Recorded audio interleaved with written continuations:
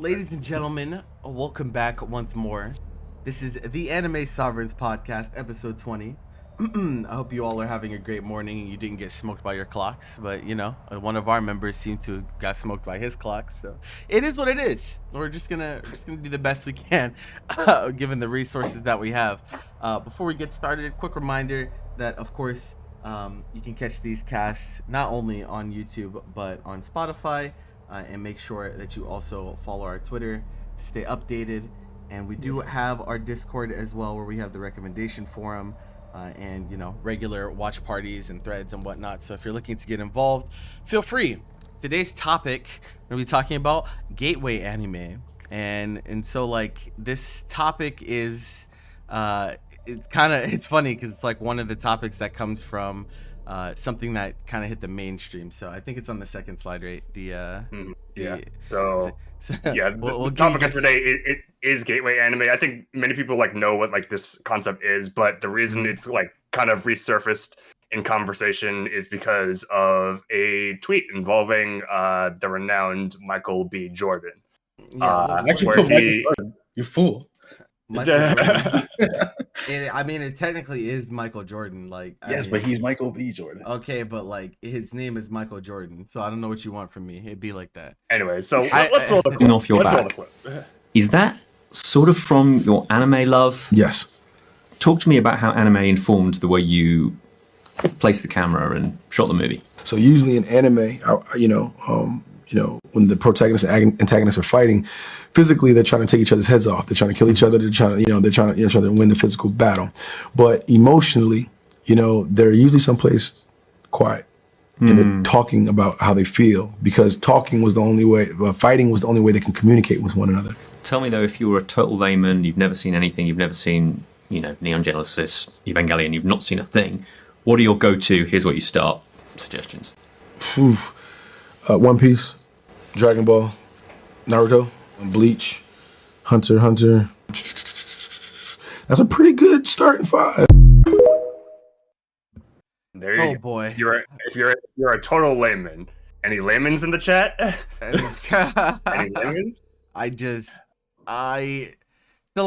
It's weird. It's actually one of those things that I watched it, and even though I disagree with his list, it's it makes sense.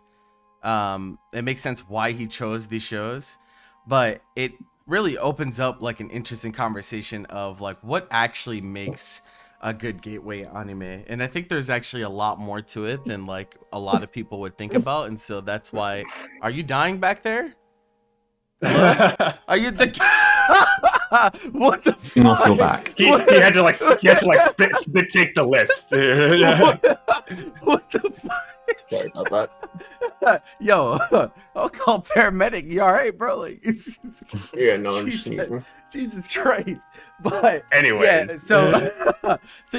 that raised a really interesting topic of discussion of what actually makes a good gateway anime. And so we actually all put together a list ourselves, but first we kind of just wanted to open the floor and really talk about what we think it makes a show good to recommend to someone kind of starting out in their anime career. And there's going to be some stuff that obviously you probably agree with. There's probably be stuff that you disagree with, but I do think it is at least pretty interesting, because this does come up relatively often, especially for us, because there's obviously a lot of people that come to us for recommendations and stuff like that. So and considering how much anime that you've watched definitely matters in regards to what I recommend you. All of us probably ask how much have you watched, or what type of things that you've watched, and so it does go hand in hand. So we were definitely wanted to put this on the table. And so obviously the first thing that we have to do is kind of talk about what things do we look for when it comes to kind of bridging the gap between watching that first show and kind of wanting to watch more, or being more familiar with the medium and whatnot, because there's actually a lot to it. And so like accessibility is definitely like one of the biggest things in my eyes, and like accessibility like has a lot of different faces is like the hard thing. It's like, you know, there's accessibility in narrative, there's accessibility in like time sync, there's like a lot of different ways that you can manifest accessibility. And so I think that's like a good starting point. Like when what comes to mind, like when you guys hear someone say gateway anime, like what's the first thing that comes to mind in terms of like attribute? Like what makes this in your mind like something to talk about? I think it'd be like really nice and like useful if it was like on Netflix, TBH. Okay. Okay. Yeah, so like, because like, I mean, we all know Crunchyroll, and like Crunchyroll is like, you know, the staple that like, you know, most people who watch anime have. But like, you know, I mean, there are free trials, but just to kind of go to somebody, it's like a new thing. Also, a lot of people watch stuff on TVs, like anime culture. Like we kind of watch things on our computers a lot because I don't even know how that happened, but it just did. And like Crunchyroll app is like trashy sometimes. So it's like, it's kind of nice if it's on Netflix. Because it's kind of nice if it's on Netflix because they already have Netflix most of the time, or like already have Hulu or something. It's just the fact that it's like there. It's like, oh, whatever. It's like, it's a barrier to entry. It's like easier. Yeah. Yeah. I mean, that's like a minor thing, like, because it's not anything about the show. Yeah. But like, it's still like something. No, that's accessibility still for sure. Yeah. Like, I mean, we've talked about shows that are kind of in platform limbo and like very hard to access for people even now. And it's like even stops some extremely good shows from like really gaining the mass appeal that you know we feel like they should. So I definitely think that's a good point. I don't know if Netflix. I wonder if Netflix is like the most like. I wonder if when people are looking for shows, if Netflix is like the primary platform that's like the make or break for them. Like if it's on Netflix, like they're more likely to just like watch it in passing, I suppose, because there are a decent amount of shows on there. But I wonder if it's like the make or break for like a large group of people. I'm not really sure. I'm not really sure. I think it's definitely like out of like all of like the platforms that like Western people use, like it's definitely like the one that comes up in conversation the most. Okay. So like one of my friends in high school who was like, you know, not super into anime, but he's like watched like some.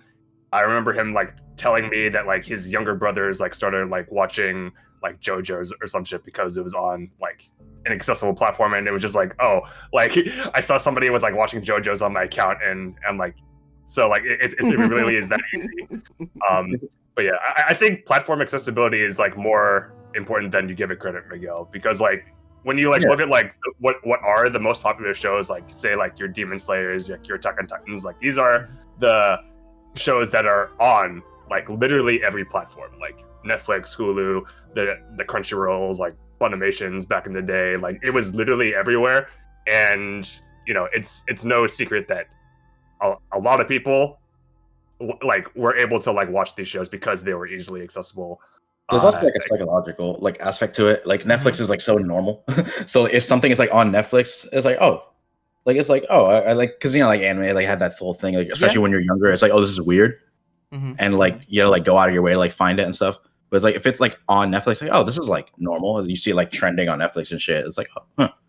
And I guess isn't that weird to get into? Oh, yeah, I mean, I'm sure Netflix is responsible for a lot of people just like trying something like impact, like not even like necessarily having the intent of like I'm gonna get into anime like right now, like right here, right now. Just more like that looks like it could be interesting. I'm just gonna click it and see what happens, and then maybe they end up really liking it and wanting to try more from there. And that's like obviously it's very valuable. Like Netflix, I definitely think has done like some amount of heavy lifting when it comes to kind of pushing anime into like more into the mainstream, because obviously like it's way more normalized now than it was back then. And like the whole platform juggling thing that some shows go through, it gets really ugly. It gets really ugly sometimes, and so it definitely like it is not a coincidence that like I think if you look at a lot of people's lists, like if there are people that are actually like making lists like early on, then like you'll start to notice that like a lot of the shows that they watch have actually like aired on Netflix I don't think that's coincidence, because like they don't even it's like something that you might have access to by accident, right? Like it's like Crunchyroll. If you have a subscription to Crunchyroll, there's like a huge level of like intentionality when we talk about Crunchyroll, like because you have to go out of your way to get the Crunchyroll subscription, and Crunchyroll is made just for anime. Netflix, on the other hand, you might have like a family member that has Netflix and you're not even paying for it, and you're just like, oh, I'm just browsing around looking for stuff to watch, and oh, now I checked out this thing that I never would have otherwise, and I didn't even have to pay for it. And that's like definitely a huge level of accessibility that probably would not have been there otherwise. So yeah. Bobby is definitely like the family member, like in that regard, like for Crunchyroll. Because people who don't know, like when we met Bobby in college, and like obviously like we talked about anime a whole bunch.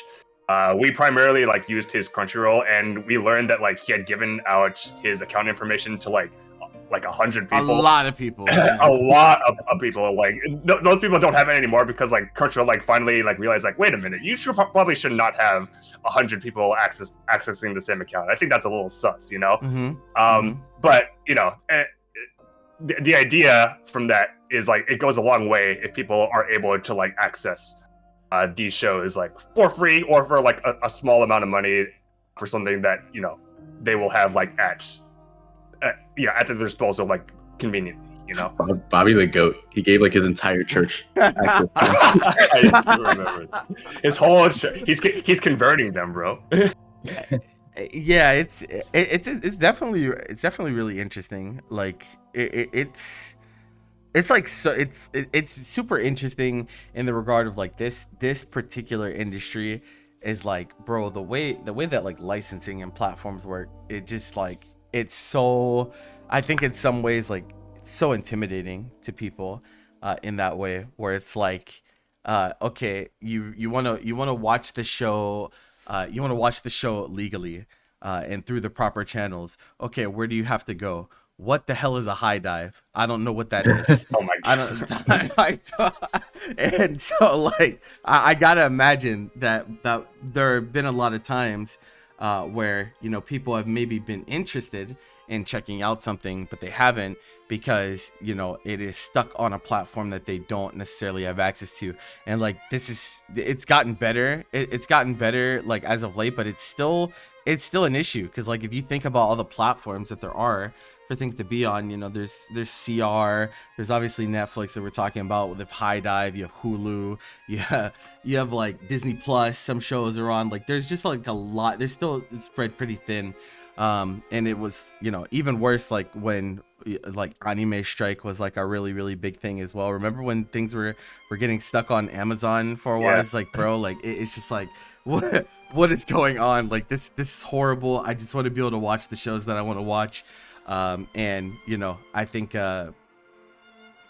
if you tell someone like, oh, you can go through other channels to get those things, or you have to go about it in a really roundabout way, then obviously that turns off a lot of people from like wanting to get into it in the first. So then it just feels like a chore, right? It doesn't feel like you're doing this for fun. It feels like you have to jump through a bunch of hoops to just watch a show. At the end of the day, that's what you're doing. You're just watching a show, and it's like, when you watch a normal TV show, you don't have to go through all this nonsense. Why you have to go through it for this? Like that, I think that's what a lot of people feel like. So definitely that I think platform accessibility is definitely a big thing. And like by extension, like I kind of wanted to put this out there where like how much do you guys think the popularity of a show matters in terms of gateway anime? Because I actually think it's like not insignificant. Even if we're talking about like indirect, and so like the indirect way is what I'm talking about is like by the nature of the industry, more popular shows are more likely to be accessible on more platforms. So you like talked about that earlier, like your Demon Slayers, your Titans and whatnot. And so like I definitely think there's some amount of factor into like how popular is a show, how like there's like a correlation as to how suited they are to be a good gateway anime. And I actually have like some more to add to that as well, but like I did want to get you guys thought on like how big is popularity for you when you start picking shows that you think are good for people like, you know, just starting out. I think it's huge because like I've always been like a big like proponent that like word of mouth is like one of like the driving factors for getting someone to like try a show or just getting exposed to the show in any way.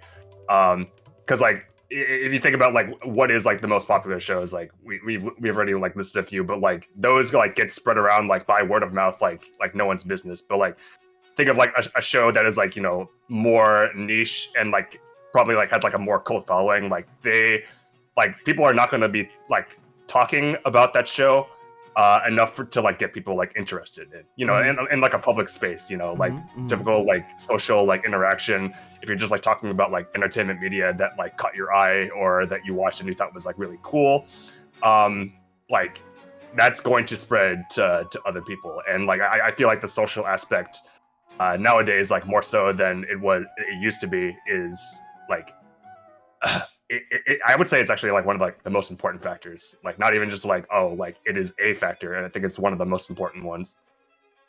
What do you think, Miguel?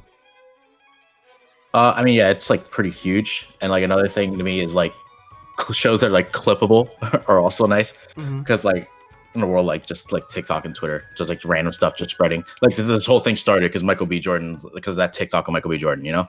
Yeah. So it's like someone can see that. It's like it doesn't need to be someone talking about it. I mean, that is a factor. But it's, if you just see like a bunch of random like clips of like something crazy and like just someone's gonna go like, what is this? And like, you know, they kind of like venture on, like if they get curious. Nature of like TikTok and like Twitter and stuff is that you kind of just like browse by and just ignore it. It's like you're like, oh wow, that was cool, that was crazy, but then you just kind of keep going. But like eventually when you see something enough times, someone will like make a move. Do you think it's so important that like where I guess like my question would be like, where do you draw the line? Like where do you draw the line of like this isn't popular enough to the like do you have a feeling like if a show is not popular enough, then it kind of like disqualifies itself from being a good gateway, or is it just kind of like, you know, it's a big factor but not necessarily the defining factor? I think it's pretty important. I don't know. I think even if you try to go like something that maybe has like, I think people are really like scared to like try new things a lot of times. So like a lot of times someone will tell me it's like, oh, you should watch the show, but then they're like, oh, don't look up anything about it. And I'm like, no. Like I usually like look up something. So if you like tell somebody to watch this show and then like they kind of like just quickly see like, oh, you know, see the name of the show, it's like, oh, what's this? Like just kind of vaguely see just a little bit of what people say about it. And if not much comes up, is like, I don't be like, like not as receptive to like trying things out. I mean, some people will be, but I think there's going to be a lot of people that will just go like, oh, you look it up, see like not much about it, and it's like, whatever. Yeah, I would like draw the line like when you have to like consider like substance of the show or like maybe like genre as well, because like what came to mind when thinking about this is, I would call like a show like Made in Abyss like a pretty popular show. Like I think people like know what Made in Abyss is even if they haven't seen it before. Yeah. It's like its name has been like tossed around in like the casual anime space. Like it's been like, you know, featured in like, you know, the Crunchyroll Awards and talked about by a lot of like anime influencers like over the years.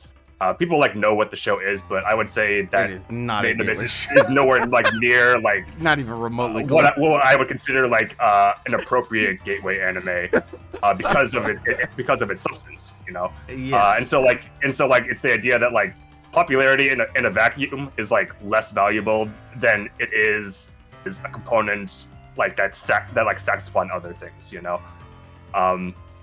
And I kind of like wanted to like shift the conversation to genre because I feel like that is also like another important thing when considering like gateway anime.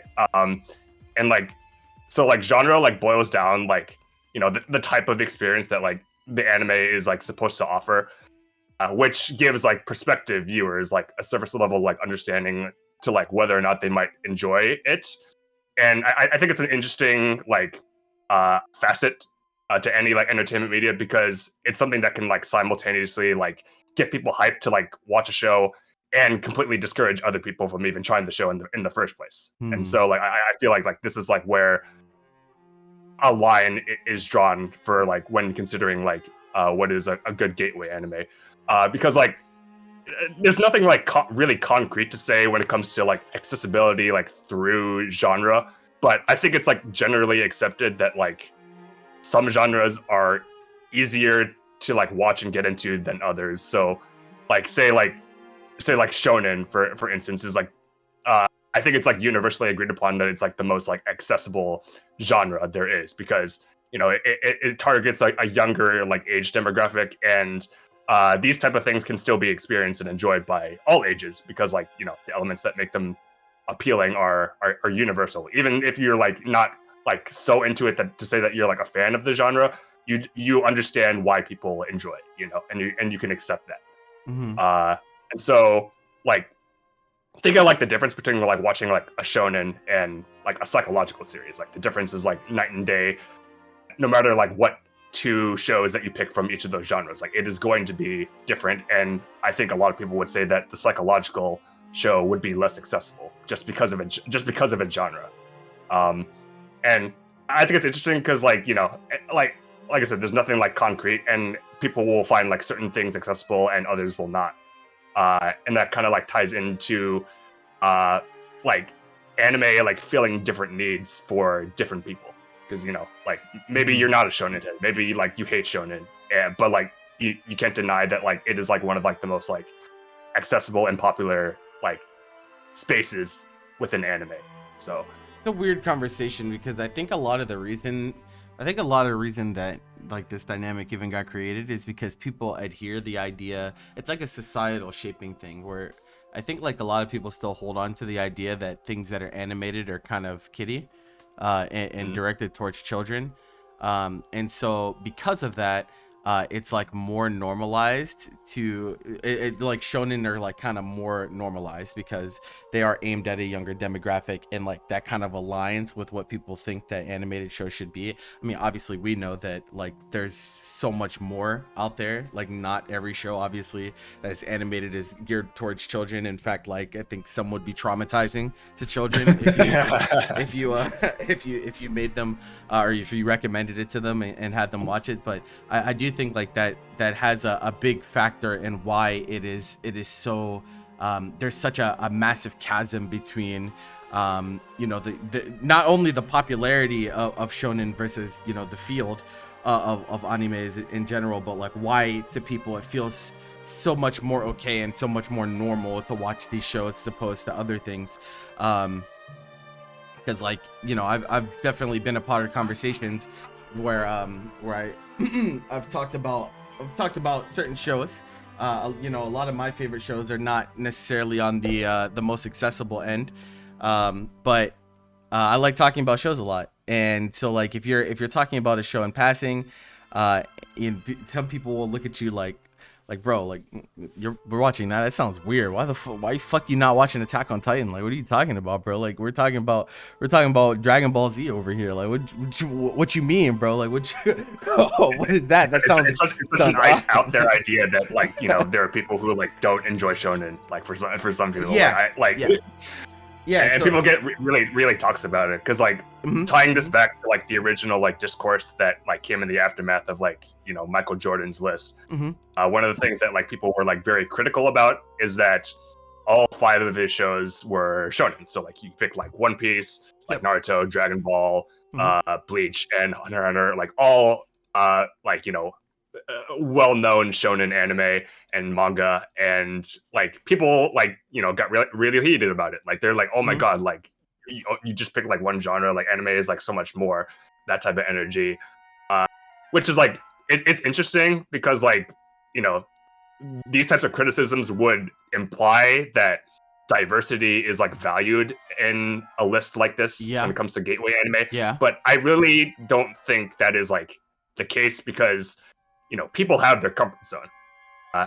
People like especially when it comes to genre, like people like have like constructs of like what they think they enjoy, and branching out from the comfort zone that establishes is honestly like pretty difficult. Like we may like say it's like easy to like branch out because like we've seen so much already, and we just like want people to like experience and discover like more unique experiences than what is, you know, widely popular. But I understand that like doing something that is like unknown to you and might not bring you like, you know, the typical like gratification that you would expect is, you know, it's scary sometimes. And so like when people were like flaming like Michael Jordan for like not like branching out from shonen anime, I'm just like, you know what, like people like what they like, and like that's fine.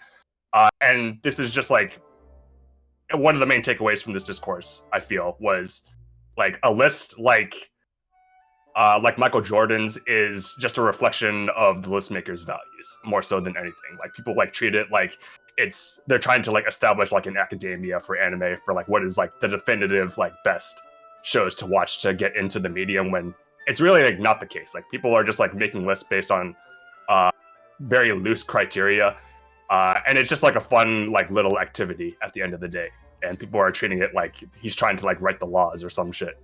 So yeah, I mean, I don't know if this is like necessarily the correct way to think about it, but like the moment I saw his list, I was like I mean, there's always the possibility. Like I don't know if this is like actually I don't know if this is like the correct way to think about it, or I guess there's not really a correct way to think about it. It's just like kind of something that occurs to me. But like since it's something that we see a lot, like there's a lot of people that if you ask them their top 10 favorites, you know, it will be all battle shonen, right? And like in my mind, there's somewhere in my mind, in a lot of cases it does equate to like maybe that's all you've watched, right? Like there are a lot of people that's the only thing that they've watched. Of course it's not everyone, but there are a lot of people that only watch, you know, that the shows aimed at that demographic, and there's not anything wrong with that necessarily, but there are like I think people do need to recognize that at the end of the day, the reason that things get that way is most likely because they watched one and they were like, I like this, and so I watched another one, right? And so I liked this, and so I watched another one, and it like keeps branching from there. Because like I think a lot of people will latch on to like things that they enjoy, and kind of structure what they watch from there based on, you know, what has similarities to like people watch something, they're like, I like that, what can I find that's like that, right? That's usually like I think the logical progression that people go to whenever they're talking about when we're talking about this medium in particular. That being said, I do think that there's a little bit of a counter argument there, because like I think if you're someone that is open-minded enough to want to get into a new medium in the first place, because I think that's something that's really hard to do, and I don't think that it's just like I don't think it's just visual media either. Like even if we're talking about like you're reading a book for the first time or something like that, or you're listening to you know, a new genre of music, or maybe you're listening to music for the first time in a certain way, there are like that already is something that I think is a massive undertaking for people. Like that is something that's pretty uncomfortable. You're already like kind of venturing into uncharted territory for you there. And so like I'm also not mad at people for maybe thinking that in terms of recommending someone you know, good shows to start off, that it's okay to be diverse if you want to be diverse in recommendation, I think.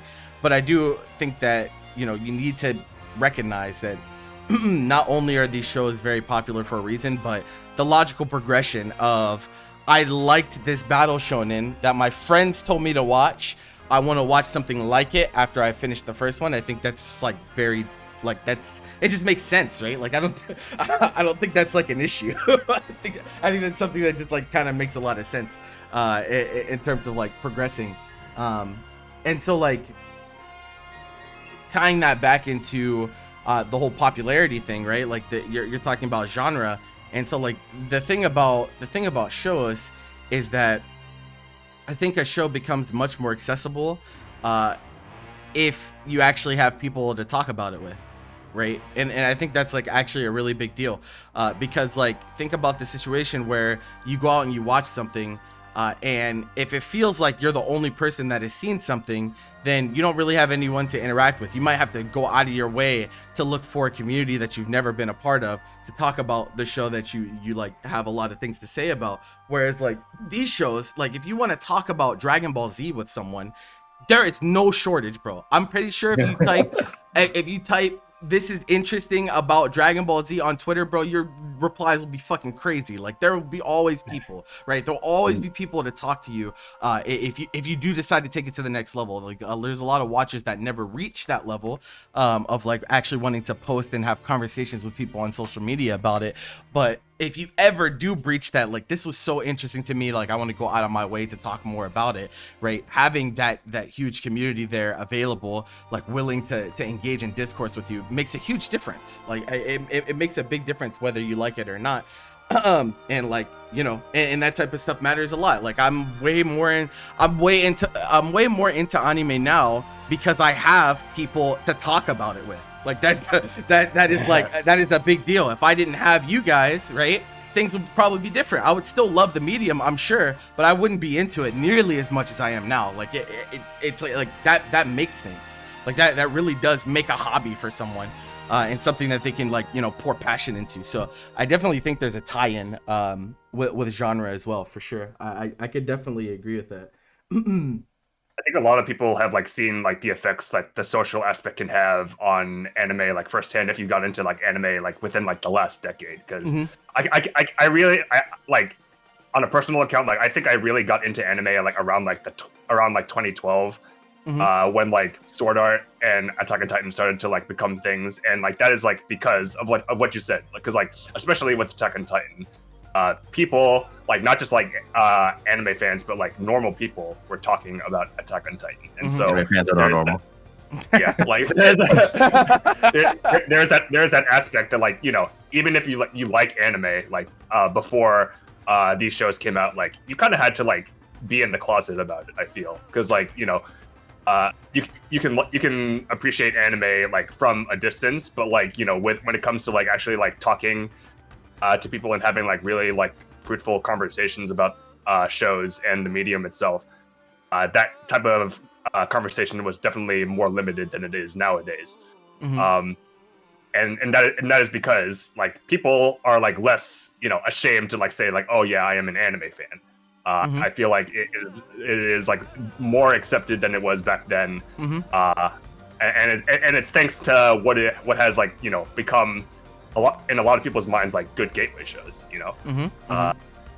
And you know that kind of like ties into like the significance of like good gateway anime, and like why people like are, you know, pretty like passionate about like the topic, and why like people like got very heated when they see a list that they don't agree with when it comes to gateway anime. It's because like these are the shows that like build the foundation of a person's perspective of anime as a medium and like what it's capable of like producing, you know.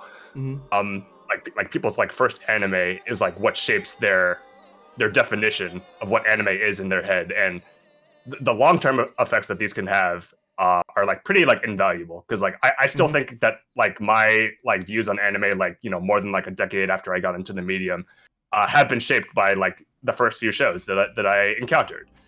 Whether or not like I still enjoy those shows, like it doesn't matter, because like, you know, regardless, like they created a standard in my mind that I have either, you know, kept or have changed, you know, and it all ties into like, you know, what I think now compared to like what I thought back then when they were the first gateway anime that I experienced, you know.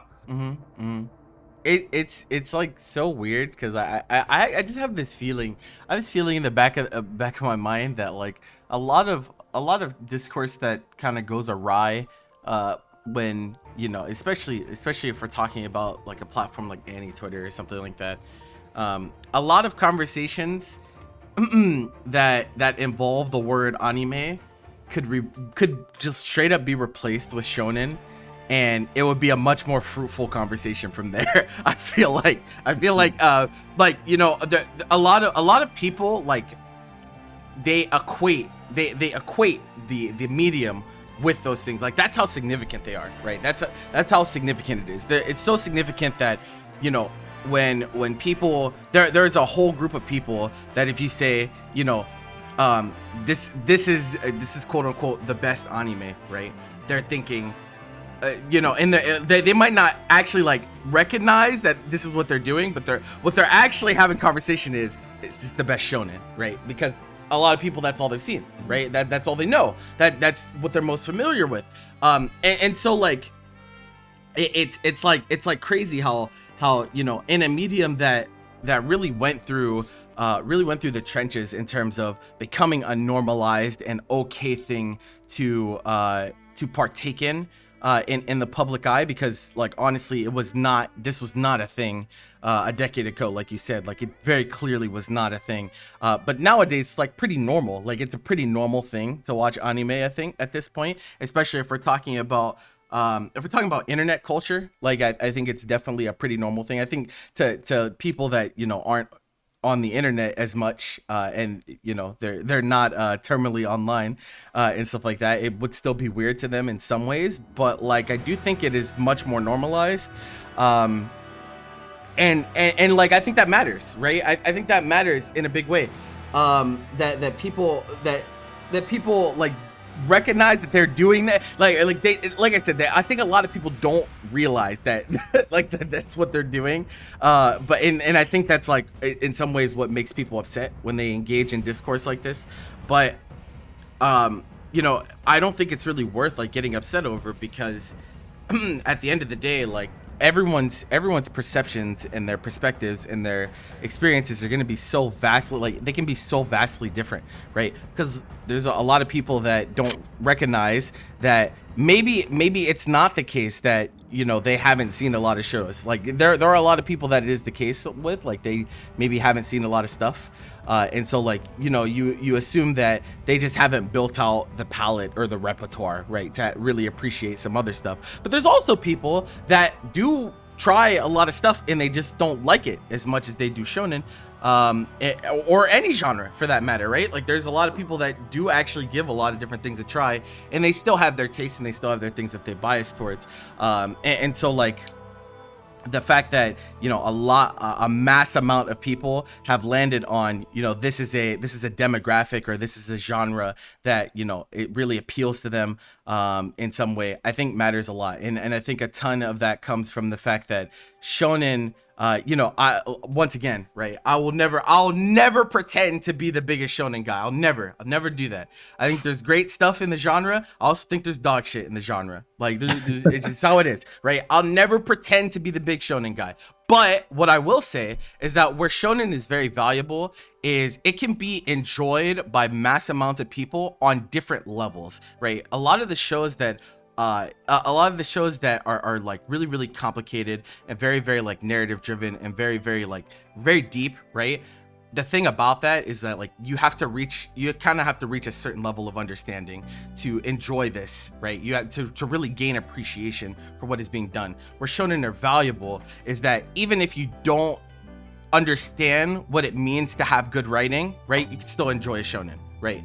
If you don't, there's a ton of people that really find that commonality and passion on a lot of different aspects. Like people could just be hype, right? They might not even really care what's going on, right? But they'll pop off next to the guy next to them because they're all enjoying the same thing together, and they're like, oh shit, that shit was crazy. They don't even know what the fuck is going on, but like it can still be enjoyed in that way, and that matters. That matters in a big way. Like being able to reach that level of understanding without much like prior knowledge needed. I think like that is something that definitely contributes to like being a good gateway show, because I think like everyone could probably understand like dude punches other dude in the face or does a giant technique or does a transformation. Like there's a reason that so many people like these things, right? And like yeah, that's kind of the point that I was making, where like kind of the way the genre like ties in to the popularity and ties into, you know, how likely are they to be able to pick it up and like find people that enjoy it with them. and it's complicated. Like it's complicated. And I also think people get hurt way too much. Like it's they get hurt way too much. Like, you know, I don't understand like why there's like this culture of this person thinks something different than me, therefore it is an attack on my character. I don't really get that. I still don't understand why people act like this. But yeah, I don't know. Here we are. I don't know why we'd be mad at Michael B. Jordan for saying what he said. You don't even know, like, right? Like, if you want to know, like, you know, how experienced is he, how many shows has he tried, you should probably ask him. You can't, I don't think you can just assume like that, right? Like for all you know, those are just the shows he likes the best, right? Like it's always going to be people like that. And so yeah, I'm sorry, that was pretty long-winded, but I think there is a really lot, there's a lot to it. Like there's a lot more to it than people think. Like it's they're like so many things. And like if we want to talk about you know, subject matter, if we want to talk about like subject matter in shows, obviously that is something that also matters a lot, I think. And so like it kind of goes hand in hand with genre, like you said, with you know, obviously like a psychological show would be like probably naturally less accessible than the average show. But I think there's a lot to that as well. Like I think the way that a narrative is presented can matter quite a lot. So I'll actually be curious to hear you guys' thoughts on like, how do you think like a way a show is written and stuff like that? Like, how do you think that factors into what makes a show a good gateway or not? I think like if you have like a semi like linear, like relatively simple story, that's like a nice starting point, because like kind of like going back to like Made in Abyss or something. Like if you go like something with like a bunch of depth, it's like it might just like go over people's heads. It's like I think it's a good starting point to get on something that's like pretty easy to understand, like a relatively simple concept, and it's like look like let's start with what do you see on the screen, and it's like, do you like the way this like looks, pretty much is like one of like my like simple starting points. And so it's like, okay, cool, if this looks cool and like the story is not egregiously turning me off, as I feel like I'm doing all right for like the recommendation, because like, all right, at least now they have like something kind of bringing them in. It's like, holy shit, this looks cool. And like it's relatively like simple and like not like absurd enough that's gonna like pull me away or push me away, rather, not pull. I think subject matter is definitely something that is more important in like the recommendation process than it is actually like, you know, just stumbling upon a show. Because I feel like it's like, if you're just like looking for something, like subject matter is going to be like less important than say like genre or popularity, because like those are the surface level things that would get people like interested in the show. And subject matter is something that you can only really experience while watching the show, or if you've seen the show already. Or if like, you know, you run into like the occasional passionate anime fan who like talks about subject matter a lot. And so like, and like, this is like why gateway anime is important. Because like, you know, if you're a new fan and you start off with something that you don't really like enjoy or understand or like resonate with, it can like discourage like those people from like diving deeper into the medium and like discovering like the unique experiences that it has to offer. And so like I think that's another reason like why people like get heated about like whenever they come across a list that they don't agree, is because like they know like what this can potentially like do to somebody if the recommendations are like not sound, or like made in good faith, or made with the intention that these are meant to like give people an idea of what anime is capable of. Like the reason I think that like, oh, you should have like so the way I think about like the whole like, oh, give me your 5 gateway anime, it's like, okay, cool, I'm gonna present you 5 shows, and then like you're not gonna necessarily watch all 5 of them, you know? So it's like you're kind of gonna like look at them, you're probably gonna look up a little bit about them, and then like pick from there, or you're gonna ask me more or less what are these shows about, and then you're gonna pick based on what I say. That's like kind of how I think, which is why I think that if you put 5 shows that are basically the same thing, it's like you kind of just went like high risk, high reward, where it's like, okay, if they like that one thing, they're like, oh, sick, I'm eating. I got like 4 more of these. But if they like don't, because like just it might just not interest them. Like it's like, that's why like I thought like Michael B. Jordan's list was weird, because like 5 long-running battle shonen. Like they're basically all the same thing. The overlap of like people who people are gonna hate that I said that. It's called Hunter x Hunter. It's called like Hunter x Hunter and Naruto. You're cooked, brother. But like it's like the overlap of people who like Hunter x Hunter and I forgot what else. One Piece or Hunter x Hunter and like Naruto is like pretty high probably, or Hunter x Hunter and Bleach, or especially Naruto, One Piece, Bleach. It's pretty high. So you're just gonna get like. You're just gonna get like people who like if they did not like that one particular type of thing, they're like, okay, anime sucks, which they're not wrong. Yeah.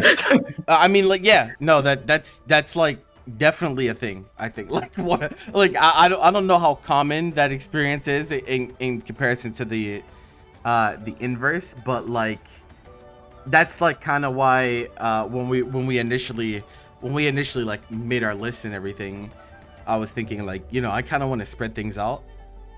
Yeah, in terms of like putting a long-running battle shonen is completely okay because there's a lot of appeal to those. Yeah, but like if you're gonna give me a list of 5, I think you should put 1 or 2 of those, and then you could put 4 other shonen. Just don't make them long-running battle shonen because Kaguya is a shonen. It's a rom-com. It's a shonen rom-com. Like it's like a non-battle shonen, like what people were calling it for a little while. It's like it's pretty much has like the appeals like a battle shonen. Hey, it's Bobby. Oh my god, he's Bobby. here. Wow, he is exactly 1 hour late. I wonder why that happened. It's definitely not because my body forgot about daylight savings. It's all good, bro. It'd be like that. Not long, like non-battle shonen type of things. It's like the same type of appeal, but at least it's not like the exact like same thing. So I think you could put 5 shonen, but still attack like different types of people that like different types of things. So putting 5 shonen's fine, but putting 5 of the same type of shonen is like kind of where it's like weird. Yeah. Where it's like, because clearly all that told me was that Michael B. Jordan probably likes long-running battle shonen, which is cool. Yeah. I like him too. Like long-running battle shonen are dope. But Jeffrey does not. So if I was trying to get Jeffrey into anime, I don't feel bad. I'm not apologizing. So. Yeah, I mean either. I told Jeffrey, yo, you're watching One Piece. This is the first show you're watching. Yeah. Like which is something I would probably do, to be honest, by the way. But if I did that and this guy just said, I don't like stretchy man, I'm done. Because his next one's going to be like Naruto and be like, okay, anime sucks. And then I'm done. I just lost Jeffrey forever. Yeah. Yeah, I mean, I definitely think that's like part of this conversation that is like hard for people to wrap their head around because, like I said, like an anime for a lot of people is synonymous with shonen, right? Like that's just perceptions. And so like I think if you present that idea to them, they'll be like, what the hell do you mean they don't like, what do you mean you don't like Bleach? Like what excuse me, like what, like do you want to fight me? Like that's like what that's like what they think when you say that. So I think for a lot of people, that's like a foreign concept, right? And for what it's worth, I think there's a lot of watchers out there that don't know that other stuff exists, or at least if they do know that exists, they've never like even had remote interest in like venturing into different genres or different types of shows and whatnot. They're like an example, right? An example is someone that I was giving recommendations to was like, I know you watch a lot of anime. I want, give me some recommendations. Like, what should I watch? And like after going through the initial, like, what type of stuff do you like, and stuff like that, they asked me the question. How long is it? And the show that I recommended them was a normal, like it was normal TV length shows, 12 episodes, 13 episodes, and they were completely surprised that it was that short. They were like, wait. Like, what do you mean by that? I thought these shows were like much longer overall. So they had no idea that like that is not normal for a show like to not be. That is not supposed to be 800, 900 episodes or even like Naruto's like 220 in the original, right? And like that's their perception of like what was normal. Like these are very, very long shows, but not realizing that the normal of the medium is like usually 12 episodes or 13 episodes, right? That's something that is like a barrier. Like they I think that is like a source of intimidation for a lot of people as well. Like people from the outside looking in, they look at the most popular shows, and the most popular shows are like pretty much all pretty long in some way, at least compared to normal 12 episode shows. And that might be a source of intimidation. They might not be like, you know, that's a lot of time commitment for me. That might not be something that I want to, you know, hard commit to. And that's why, you know, every time I see One Piece on a list of like best gateway anime, right, in the back of my mind, I'm like, okay, it makes sense why thematically and from a narrative sense you would say like, yeah, okay, this is, you know, something that's pretty easy for people to understand. There's obviously like characters that are varied and people could fall in love with them. Like, all that stuff is great, right? It tells a good story. People love that shit. But in my mind, I'm like, if I tell someone, okay, how many episodes is this? It's 1,000 episodes. They're going to choke me. Like there's they're gonna, because like that thought of, you know, this is a commitment, and like that is something that I think has become more and more normalized as time has gone on. Like especially when we talk about content, when we talk about media and we talk about content in the modern era, right? A lot of it is capitalizing on short attention span. Right, a lot of it. That's why TikTok is even a big thing in the first place, because it just feeds you content over and over and over again. Like content, something new. What's cutting edge? What's new? What's exciting? What's trending? Right, and you don't get that. Right, you don't get that same dynamic of pandering from a show that has a really thought out and long narrative that is, you know, however many episodes. Like, you know, even a 200 episode show I think is like pretty long. At least in comparison to the normal. And so like that definitely in my mind factors in to like how accessible do I think this really is. So I would be curious, like especially to my One Piece guys, of course, Miguel and Bobby, and I would love to hear you guys like take on like how much does that factor in for you? Like how long, like what's like the sweet spot for you? Like if you like, would you be comfortable with someone that has never seen anything in the medium before? Would you be okay recommending like One Piece, for example, that you know is very long? Like would you feel comfortable with that, or what would be the preventative factors for you in doing so if you don't feel comfortable with that? So before I talk about One Piece, I'm gonna mention Naruto really quick. Okay. So another thing, Naruto's 700 episodes between regular and Shippuden. And Shippuden, yeah. Mm-hmm. Yeah, it's 40% filler. 40%, literally 40% filler. Mm-hmm. Mm-hmm. That is like, filler is like a weird concept to like, if you don't watch anime, because it's like, what do you mean? Like, what do you mean this doesn't matter? Because usually if you're watching a TV show, it's like, with the exception of like Monster of the Week shows, or like a show like House, which is essentially Patient of the Week, so same thing. It's like usually pretty much every episode matters, or sitcom. It's like every episode kind of matters because every episode flows into a narrative. Like if you try to watch Game of Thrones and you just go, let me just skip 40% of it. It's not gonna fucking work. So it's to like just tell somebody, oh yeah, it's 700 episodes and like 40% of it doesn't matter. And like, excuse me, what? And not even 40% of it doesn't matter. Usually a show built to something climactic.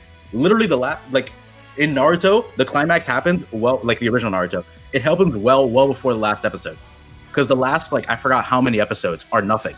It's just like you reach the climax in Naruto, and then then the rest of it is filler, and then you go to Shippuden for some freaking reason. I have no idea why. So yeah, that was just like that's like another weird. I would like to chime in on that. Like I think the way that Naruto does its one is like ultra interesting on top of it, because like it was all at the end, right? Like all of Naruto's filler is like you finish the main story and then the rest of it is filler until Shippuden. Yeah, the original comes out, Naruto. Which is like, that's so, it's so weird. Like I'm it's like such a weird thing to wrap your head around. It's like, you know, you could be watching the show for another, I don't know how many episodes it is in the original, but like to think that there's, you know, potentially, you know, 50 or 60 episodes in the original that is like not actually relevant to the main story of the show is like very weird. Like it's a very weird thing to think about. And like this is like things that you don't need to deal with like another medium. To just go to somebody and be like, okay, by the way, you see that this thing, it's 700 episodes, except there's actually a cut version that you can find online that gets rid of all the bullshit and it's way more easily digestible. And it's like, what? Like this is not like a thing that's going to exist in like any other like discourse. So that's like a thing with Naruto. Naruto is like, it feeds a lot of like that like young like hype nostalgia brain thing. Even if you didn't watch it like during like when you're growing up, it's like you could understand why like a kid would love it. But like there's like this weird thing. Like, if you've never watched anime before, it's like it'd be like kind of you got to give them like a list of stuff that you need to just expect like coming into it. That is just weird. Which is like One Piece. It's longer than Naruto, obviously, and it's still going. No way. And it's still going. So I can't like. I wouldn't recommend anybody to like actually watch One Piece like unironically. I would tell them to read it, I guess. Okay. But reading is like different. You have to already be into the anime. So like you have to already be into anime to kind of go like, let me like actually like read this like manga. Yeah. Speaking of Dylan, you should read. What do you think, Bobby? So for me, it's like One Piece. I feel like I can't say like, hey, do you want to get into anime, and then tell them watch One Piece, because then the only anime they'll be able to watch is One Piece. I'm so glad you brought this up. Go ahead. It's like, okay, so one of the problems is that like I can't, like, One Piece is not what is not the experience you're going to get watching other anime. You know, like the type of experience that you get watching anime is like broad, it's vast, and One Piece is very broad and very vast. One Piece is a series that's as deep as you want to let it be, because it rewards the readers for like, or it you see, I'm even saying reader, I'm not even saying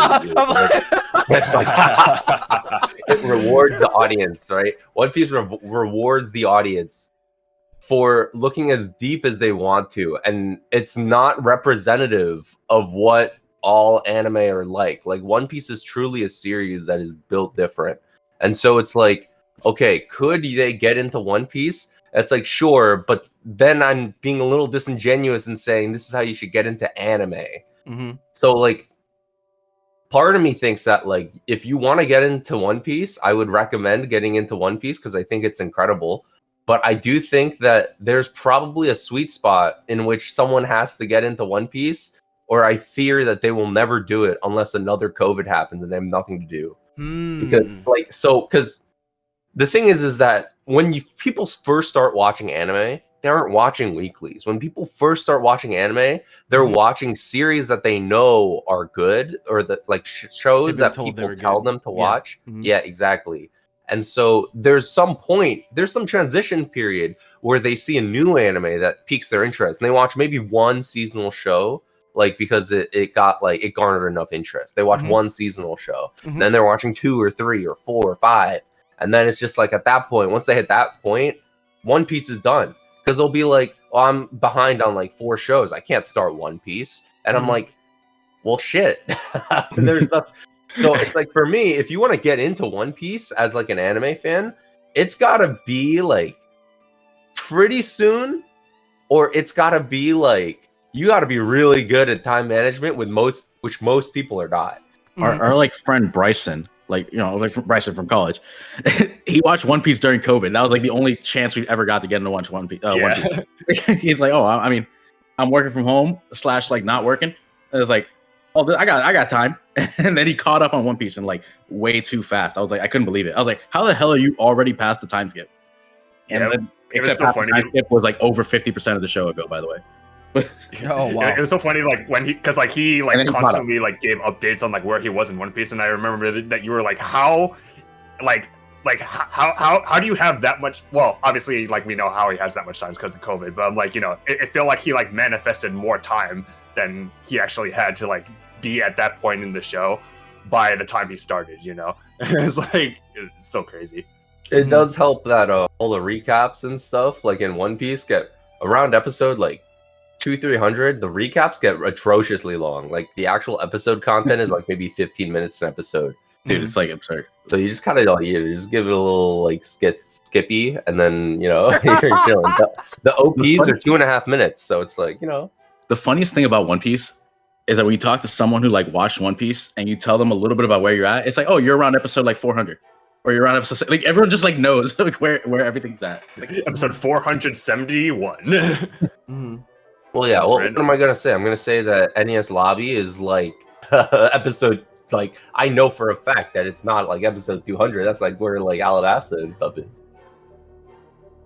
The numbers Yeah, just make sense. I just feel like, right, I've you know, throughout my time, throughout my time, like giving recommendations for people, I've always had this feeling, and you can feel free to check me on this, right? I have this feeling that even if I thought One Piece was literally the greatest thing to ever happen in the world, I would have a hard time. I would have a hard time recommending it to someone. I would have a difficult time because of the sweet spot that you're talking about, where like the window of opportunity is like like it's not that large, right? Like it's there, and it's relevant, but I feel like it's easily missed as well. Like I'm not running into a lot of people that like, you know, are willing to ask for recommendations that are in that sweet spot, because an overwhelming majority of people, for me, that ask for recommendations are either very, very early into their anime watching tenure, or very late into their anime watching tenure,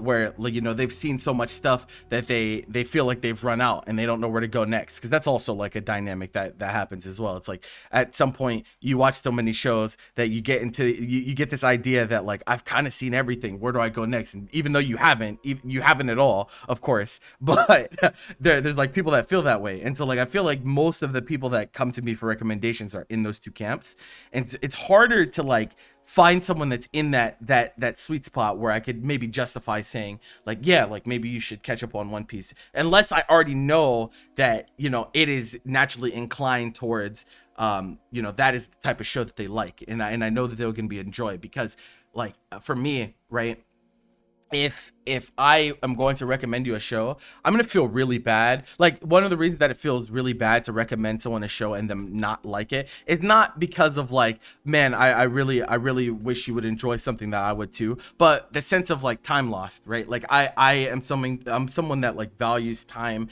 and other people's time very highly. And so, like, if I'm going to recommend you something and you don't end up liking it, like, it sucks, because then I feel like I wasted your time, and that time is something you can never get back. It's just like I have a really hard time. Like, I feel like it would be really hard for me. Like, it would be really, really hard for me. And like a lot of the arguments I see between people with, like, you know, big battle shonen and whatnot, like, a lot of people are just being disingenuous as well, of course. Like, I don't think it's a negative to One Piece that it's very long, or any battle shonen for that matter that they're long. In fact, in some ways it's a really good thing in terms of being a gateway show, because we've all experienced, we watch show, we like show, we want more of show, but there is no more, right? We've all been there as well. And that feeling feels really bad. Like, that feels horrible. And that would be like something that in some ways could be really crushing to people that are like early on into their watching. It's like, man, this is only 12 episodes, there's no follow-up. What do you mean it might not get a sequel? What do you mean there might actually be no, you know what I mean? Like, they get stuck in limbo, and like that feels horrible if it's like it's something that you really grow to have an attachment and a passion for. So, like, it's like actually a really interesting conversation, because I think both camps are something that is like really relevant, but I don't know I don't know, like, how many people, like, exist in that sweet spot and for how long. Like, I really don't know. Like, it's hard for me to say. It's hard for me to wrap my head around. I think another thing that's important about not just like gateway anime, but like the transition into like being just kind of like, you know, you're past the gateway, is understanding what people like about shows. Yeah. Because if someone is like one or two shows into like watching anime, and the types of things that they're telling me are like very specifically like, ooh, like the mechanics of this like world, like the way this power system works, or like the way that like this thing like operates, like if they are into that type of thing, I will immediately be like, you gotta watch One Piece. Because like the way that the world and like the political structures of One Piece and the way everything works, you know, it's so like perfectly and finely crafted that it's like you will obsess over this show the way I obsess over this show. But like, it's, of course, like if they're talking about emotional moments and like how touched they felt emotionally, I'll also recommend them One Piece. However, Okay, bro. so Go ahead. But you get the idea, right? Yeah, like yeah. if I can sense that they have specific values, I will specifically seek out recommendations of shows that will appeal to those same values and maybe even like challenge a couple of others while, like I don't want to say I'm baiting them, but sometimes, a lot of shows have a lot of overlap in terms of the types of things that they have. Mm-hmm. And so people will like open and close themselves off to things very quickly. And so, like, if they're like, I want more, like, they watch one show and they're like, I like this romance stuff. I want more romance. Yeah. And I'll be like, all right, well, maybe I can give you a romance show that also has some action so that maybe there's something else that, I can test and see. I don't want to straight pander to people when I recommend them things. Mm-hmm. But, I mean, at the same time, like, especially when they're early on. However, you can tell that someone's into something for a very specific reason, you should play into it somewhat. Yeah. Okay. Sure. I think so like thinking about like the recommendation process, like this is like a topic I wanted to bring up. So in terms of like perception of like what a show is at face value, like how much do you guys think that has a factor into making a gateway show or not? For example, right, I've had people that that even though they've watched they've watched it, let's say they've watched a lot of shows, right? They've watched a ton of shows, and they were like, okay, what should I watch next? And one of the shows that came up was Madoka, right? Madoka was a show that I was like, okay, maybe you should try this out. You've watched a lot of stuff. Seems like you'd like it. Okay, and their response was, the show is too girly. The show is too girly. I'll get laughed at if I tell people I watch this. Do you think like stuff like that like has a big part in like what is a gateway show and what isn't? Because I don't think it's a coincidence that a lot of the shows that are the most popular and the most normalized, I mean, like they're not like they're like a lot of like punching people in the face, right? Like it's very like manly, like obviously like obviously the male demographic, like young male demographic is like the largest when it comes to like watching these shows and whatnot. And so like how big of a thing do you think that is? Like do you feel like that naturally makes things like rom-coms or like if to that extension like slice of life or like cute girls doing cute things or like a Yashike, do you think that makes those like just naturally less inclined to be gateway shows, or how do you guys feel about that? I'm gonna say like begrudgingly yes. That is the case. Like I say begrudgingly because like I don't want to pretend like shonen is everything that anime is, like it is to a lot of people. Because like you said, like if somebody like on rare occasions when it comes up in like a normal person conversation that I enjoy anime, people will probably assume that I'm talking about the shonen stuff, like the Demon Slayer, the Dragon Ball, like what have you. And it's only like if I decide to like get deeper into like what anime is to me that people kind of like start to like lose what I'm saying, and because like to me like things like grounded slice of life and things like magical girls are just as much anime as shonen, and I don't want to think that like anything that goes against like shonen values is something that requires people to branch out of their comfort zone. Yeah, but I have to like accept that is like the case for a majority of people. It's just that like I wish it wasn't the case, and like it's to the point where like if you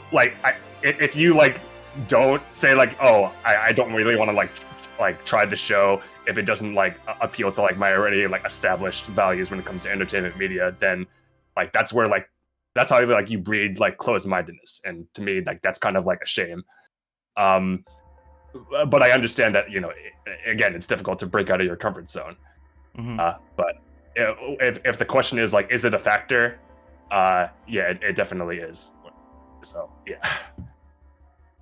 Yeah, how much of a factor do you think it is? Yeah, Bobby, you can answer. Like, how much of a factor do you think it is? So, I would agree, but the factor is not dependent on like it's not like a monolithic thing. I don't think. Like, I think it depends on the person.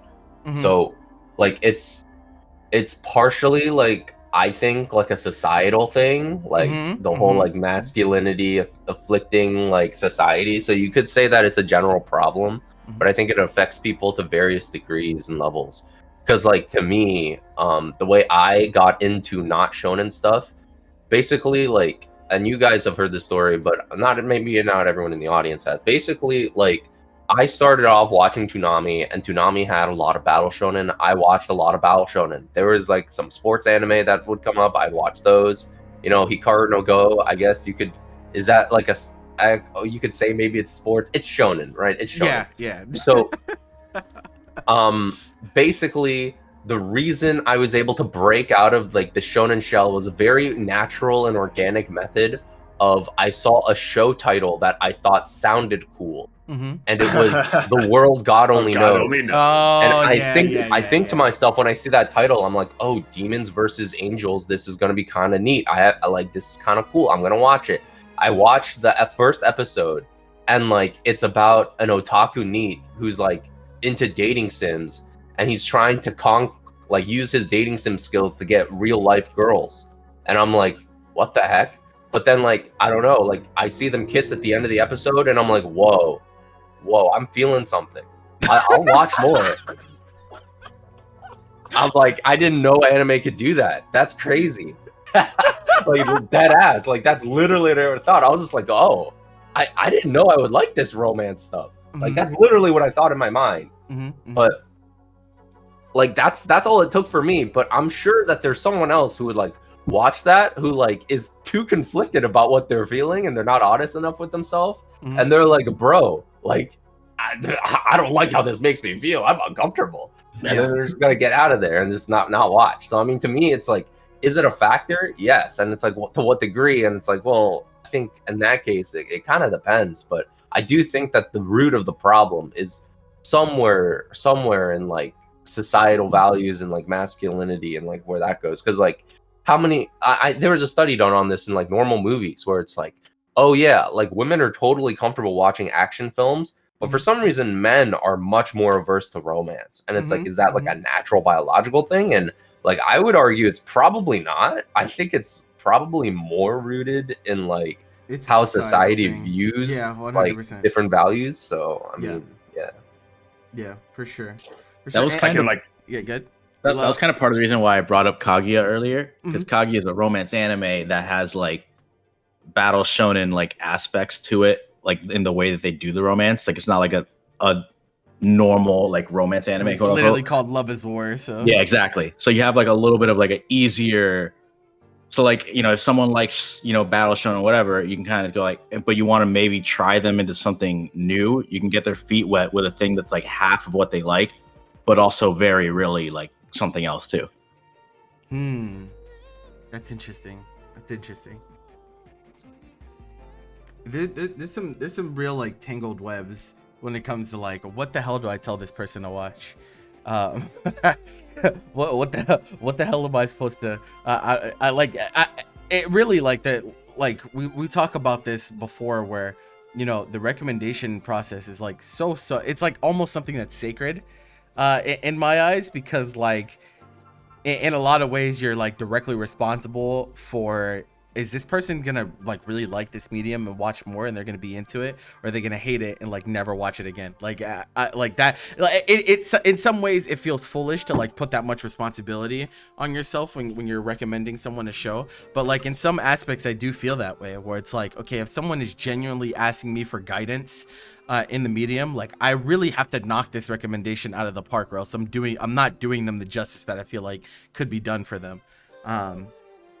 And so, yeah, I think sometimes it gets really muddled, especially depending on, like Bobby said, like what type of person are they, you know, what spaces do they exist in, like, because the people around you are a big deal of that as well, right? Because like if you're someone that even likes the romance stuff, or the stuff that is perceived as quote unquote girly, right? If you like that stuff, but the people around you are averse to it, right? Or like it's foreign to them, or maybe they think that isn't the type of stuff that you could be watching. Like that could also be a preventative factor as well, right? Like you're shaped a lot by those around you and those that you interact with regularly.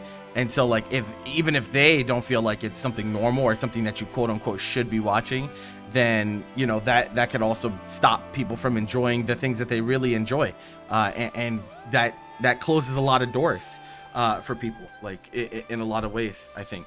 But the next thing I wanted to ask you guys about is where do you think films fit into the picture when we talk about gateway shows? Oh, I think films are great. Yeah, 'Cause it's only like, you know, an hour and a half, or well, I mean, some of them they're longer now, but whatever. You know, point is like a quick little thing you can do in one shot to just kind of go like, all right, did you like this or not? And they have like high production value usually, so that helps too. And sometimes they're easily accessible. Actually, that's horseshit. No, they're not. Is your name even like available anywhere without paying for it? Nope. I rented it on Amazon. That's how I watched it, and I just checked. That's the only way to do it. That is the only way to do it. Yeah. It's a bit harder. So I paid $3. So I paid $3 to watch your name, which is worth it. But like, you know, you can't like tell somebody, hey, watch this thing, and you know, you got to pay for it though. Well, what'd you say, Dylan? I'm sorry, I heard you speak up back there. I don't know. I feel like it's a bit harder for movies just because like there are some issues like again availability where, you know, sometimes you might have to pay for the movie, and I think it comes back to like that length conversation of like finding that sweet spot of like, you know, sometimes you know, like for when people think of anime, they think of like the long run shonen and it's too long for them. But I feel like movies also kind of have that issue of, you know, it might be too short, and some people just want that more content than just like a movie just by itself. Okay, that's definitely fair. Jeffrey, what are you like? I know you're obviously like super huge into films, right? Yeah, dude. Like, films are awesome. Like no, they are. No, they are. But you know, this particular conversation, I think there's arguments for both sides for sure. I think when it comes to films. So yeah, I was definitely like gonna like talk on like both ends of it because like okay. What some of like my beginnings, like even like before like the 2012 era where I said I got into anime, like even before that I was watching anime films because like the Studio Ghibli library is absolutely are some of the first anime that I had ever experienced outside of things like Yu-Gi-Oh and Pokemon and things that like had a very like big impact here in the West. And back in the day, I rented them from my local library on DVD. That's how I watched anime films. Like, obviously, that is not the standard of how people tend to watch things nowadays. Like, there's kind of like, you know, a generational gap there. But, you know, to me, like, these seemed like very, very accessible films. Like, a lot of the Ghibli films are like family friendly, with a handful of exceptions. So, like, Princess Mononoke should probably like not be watched by children. Something like that.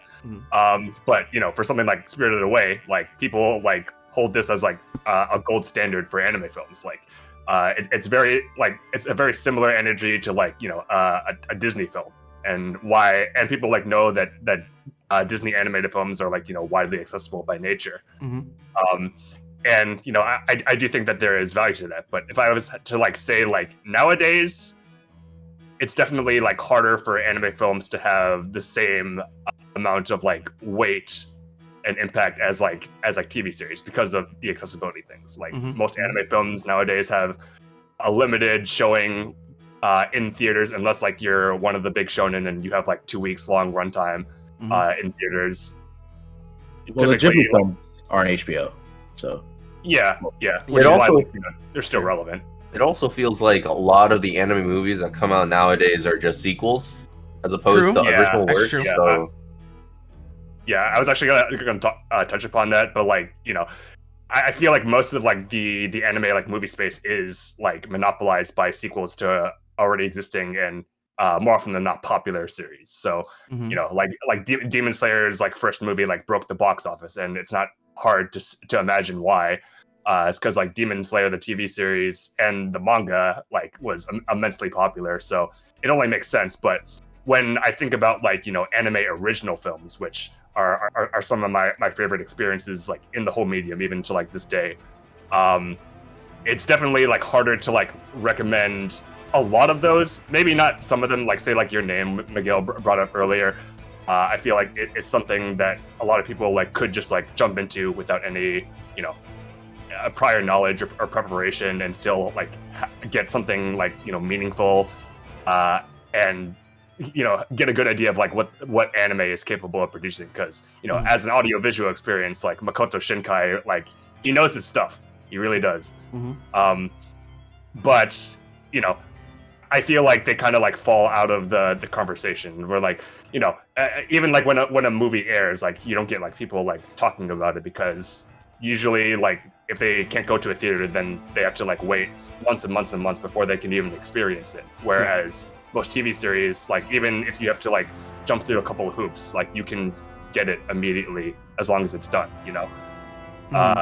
So like I would want movies to have like more of a bearing in the conversation nowadays, like when it comes to gateway anime, but in reality, it's probably like not the case, and there's not really like an easy way to like fix this just by talking about it. It's just something that like you have to like make people aware of, or like like these exist, and this and that, like you're gonna have to like wait a bit to watch it, or you're gonna have to like give them like a longer like kind of synopsis to get them to watch something that is not tied to something else. I don't know. I think getting someone to watch something like Your Name, Redline, Akira, some of the other like Shinkai films, and obviously the Ghibli films, I don't think that's like that crazy. Like that's like hard to do. Like so for anime originals, like there's something there obviously there's limited amounts of them, I guess. They're like immensely popular, but or Belle, where Belle is like already basically like a Disney movie, like just like it's like a copy of it, like a Disney movie, pretty much. And what's that other one? The Little Mermaid one that we watched, Bubble. There you go. Bubble. Oh yeah. Like I don't think it's like that crazy. Like at these, that Bubble is accessible because it's on Netflix. But I think one of the things about the film in general, like I mean, you can always just watch the classics as like a way to like gateway in. It's just I don't want to tangent the discussion too far into like just specifically film, but I do feel like that there's like kind of a weird homogenization in that like every time I watch a Shinkai film, I'm like, yep, this is another Shinkai film. Well, yeah, I saw Wuthering with You, and I'm like, yep, this is, and it's like not like in a good way. Like, oh, this is a Shinkai film. It's kind of like a dang Shinkai. Can you do something else? But, yeah, he made Your Name, and then he made Your Name in the Rain. Yeah. even like Mamoru Hosoda, like I love a lot of his films. Wolf Children, Summer Wars, but it's just like I watch Belle, and I'm like, this like was all right, but also like it's the flavor of Hosoda film is getting a little bland to me. Like I don't know. Like, He does reuse his motifs a lot. It's kind of like his calling card, but that can be like a double-edged sword, where if you do it one too many times, and people kind of want you to experiment a bit more. I mean, I agree, but I also think that like we're going a little bit too far. I think a lot of people won't even notice. Like, if you tell somebody to watch, insert Hosoda film here, and then you tell them to watch insert other Hosoda film here, and like you don't tell them that they're by the same person, they might just like not really like they won't really think too much about it. Like if you tell them it's about the same person, or it was the same person who wrote it or directed it, they'll be like, oh, I see it now. Like it makes sense, but you have to kind of give them that like trinket in. I feel like if they're that early on, honestly, they won't even notice. Which is why I said I was like tangenting, because like this isn't related to people who are like first time anime watchers. But yeah. All right. Okay. So here's the next question.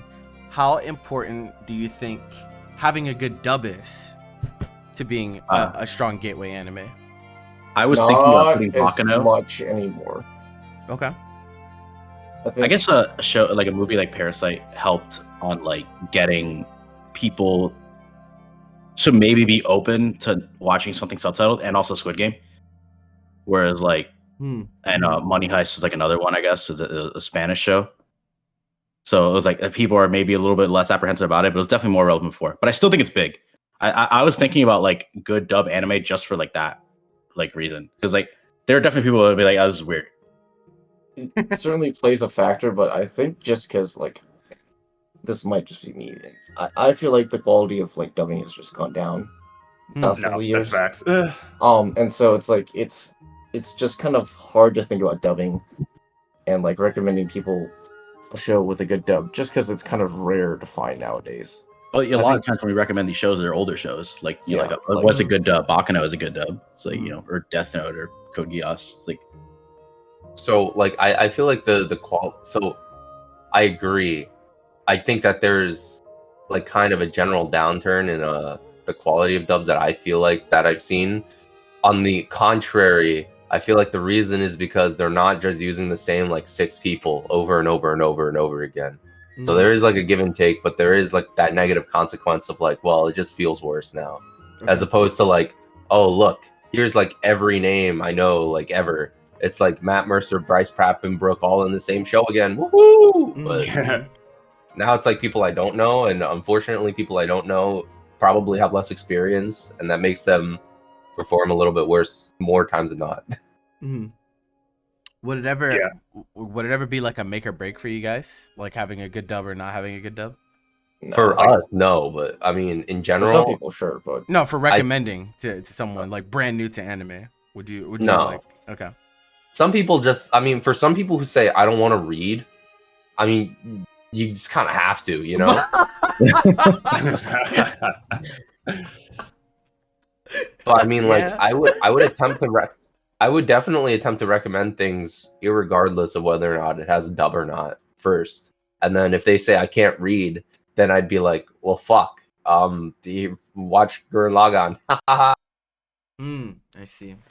Yeah, I feel like not spoiling anything that I like put in my list, but like I think I kind of like unintentionally like chose shows that I would recommend the dub for, and that is because like, you know, back when I was like watching like my first like 10 20-ish anime, like I did watch dub, so I'm not ashamed to like admit that I don't like regret watching things in dub. Wow, Like, dude, you know, you're such a fucking normie. Holy shit. yeah, Oh my yeah. lord. It's...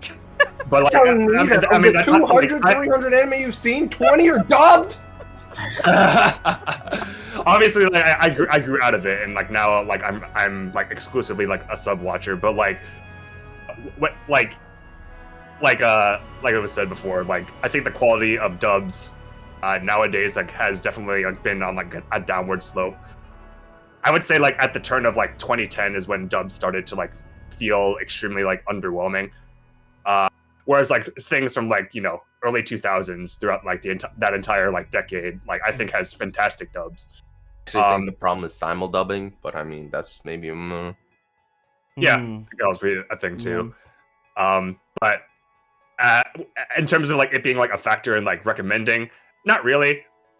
But you know, subconsciously maybe like it has some bearing because I experienced like a lot of like what I would consider like good gateway shows through dubs, and that's because like the dubs were high quality, and you know, like there's like no, I don't want to like disrespect like people like trying to like make it in the voice acting industry here in the West, because they're struggling out here, and they're really trying to make it, and like, you know, talking down on them like only hurts them, and so like I don't want to do that. But I would like say like like from a voice direction perspective, like things just like are less effortful than they voice used to direction doesn't have anything to do with the voice actors. So that's like, so yeah. But it like isn't in lack, terms of, like, the it isn't quality necessarily a lack of talent. in terms of like the quality of the dub, like it has a very big impact, because I think of like I think like it feels like dubs nowadays like take like, I don't know, just like a few hours to just like get takes done without any like consideration for like how this could potentially be better, which I don't get that sense from some older dubs. Like I feel like the intention for like what a character like should sound like carried over back in the day a lot more than it does now, because maybe what Bobby said, where like, you know, simuldubbing is a thing, like people want the dub as soon as like, you know, the episode in Japan comes out, and there's kind of like a time constraint there, you know, for those reasons.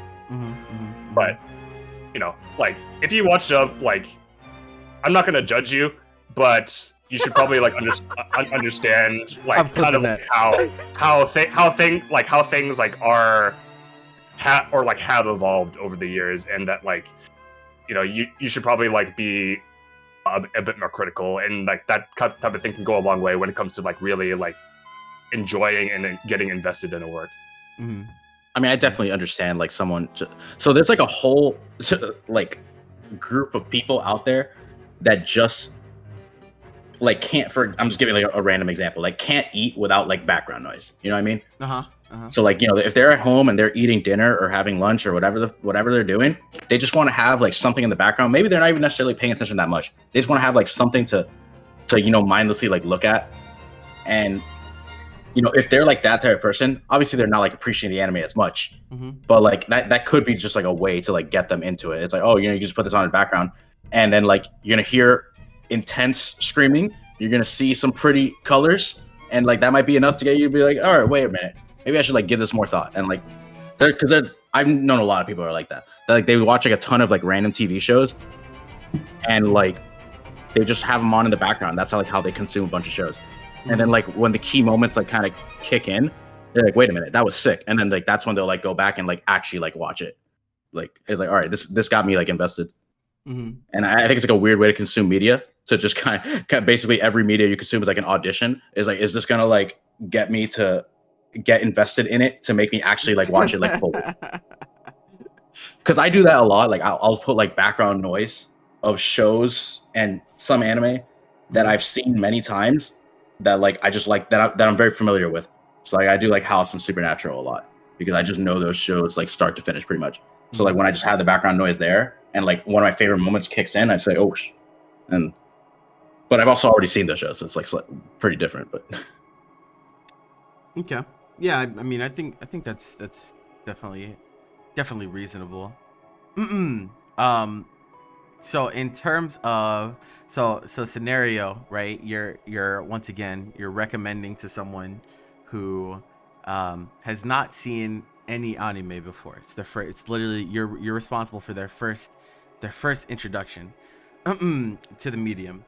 Are you more likely to recommend something that is like kind of a spectacle in terms of like animation and whatnot? Or are you going to like kind of reel it back a little bit more and maybe not do something so drastic or like sensory overload? Do you think that is a factor into like what shows people are more inclined to like become enamored with? Or do you think there's like also risk involved with like, because like so like where I'm coming from is the thing about it definitely like a lot of the big battle shonen, right, is that they have the concept of peaks, right, the concept of climaxes, where the climaxes are very, very high up, right, and obviously like that is something that people latch onto and they hold very dear, but there can also be a lot of time in between where there's not necessarily a whole lot going on, especially like when we talk about stuff in terms of quality, like there might not be that much substance there in between. Do you think that's like a factor for you when you're going to recommend to someone? Like, are you more likely to just put something in front of them that you think they'll be wowed by, in terms of, audio visual, because obviously that is what the medium is, that is something that is unique to this medium in particular, or are you more likely to pick something more well-rounded, in your recommendation process? What do you guys think?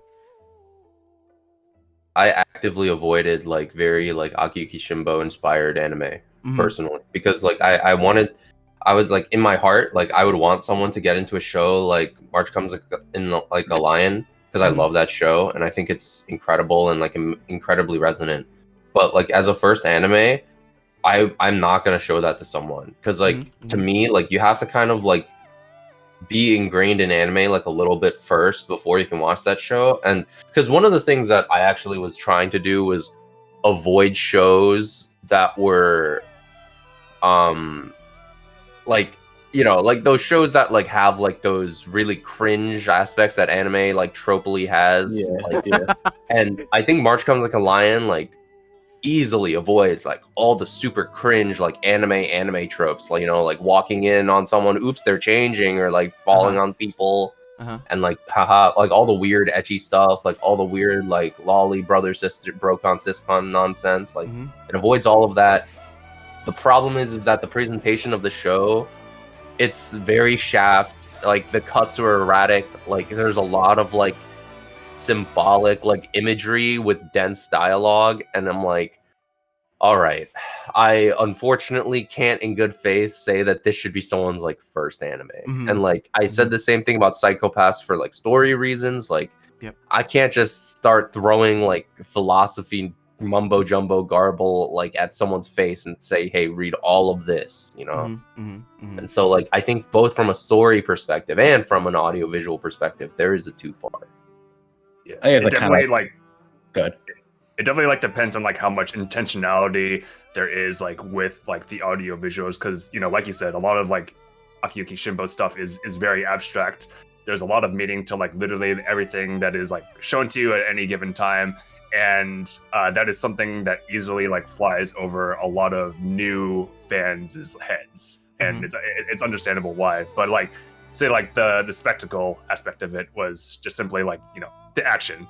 I wouldn't be like, you know, opposed to having something like that in a list of like gateway anime that I think people should watch, because like it is just that, and it's like, you know, like it's like immediate like gratification that you get from watching something that is just supposed to be a spectacle and nothing else. Because like something like Your Name is literally like just that. Like I'm not going to pretend that Your Name is like an incredibly like deep show, like film thematically, because I feel like it's like what you see is what you get with that film, and that's not a terrible thing if that's what you're looking for. Sometimes you just like want to see like pretty colors and really fluid animation, and that is what anime is to a lot of people.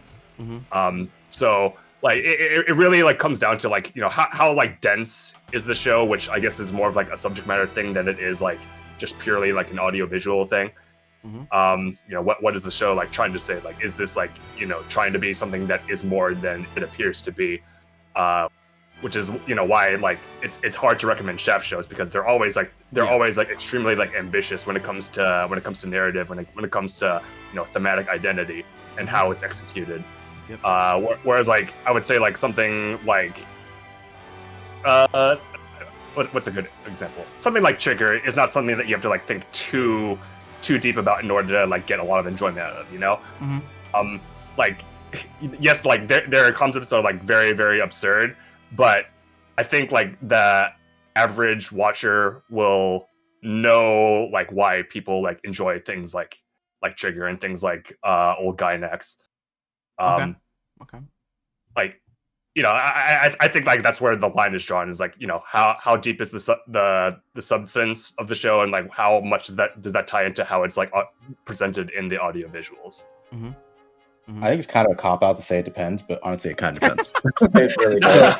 So like the real thing is like so with a show like Demon Slayer, or like, you know, Your Name's like big moments, or Bubbles like big anime like animation peaks, it's like I kind of try to find this like moment where this balance of like what will make me tell somebody to watch this show or film, as opposed to just watch this cool clip. Because that can kind of happen with like Demon Slayer, where it's like, because if it's all about the visual peaks, they could think the visual peaks are amazing, but like this is such a problem now because everyone's attention spans are like negative. So like they're just like, you know, like Demon Slayer's 26 episodes the first season, the visual peaks come on episode 18 or no 19. So like, you know, like what makes it spoilers? What if I wanted to be surprised? Whatever. Rip. No one's surprised when they watch it. Because everyone says it. Whatever. So like that's like the thing where it's like, all right, what stopped me from just showing them this fight? Because or a Naruto, like the Kakashi Obito fight is like probably the best fight in the series, and like that is literally the end of the show. But like that like clip just kind of makes its rounds around Twitter sometimes, and there are definitely people who don't watch anime that'll see it and be like, oh my god, that looks crazy. Hey, so that's like that's why like I kind of think like Demon Slayer is good, because Demon Slayer is like easily digestible, and it's like kind of like just like you don't need to think too hard about it.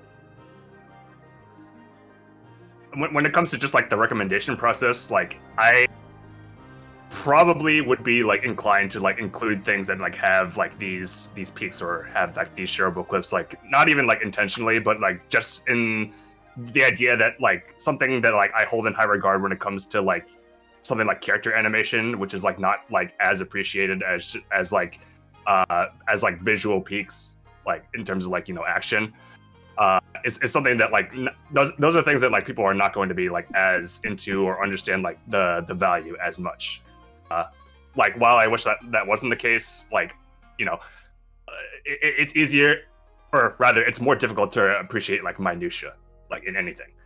And so like if I was to like recommend something where they like really have to like be like attentive like 100% of the time to like really get the most out of the work, I would probably like be somewhat dissuaded.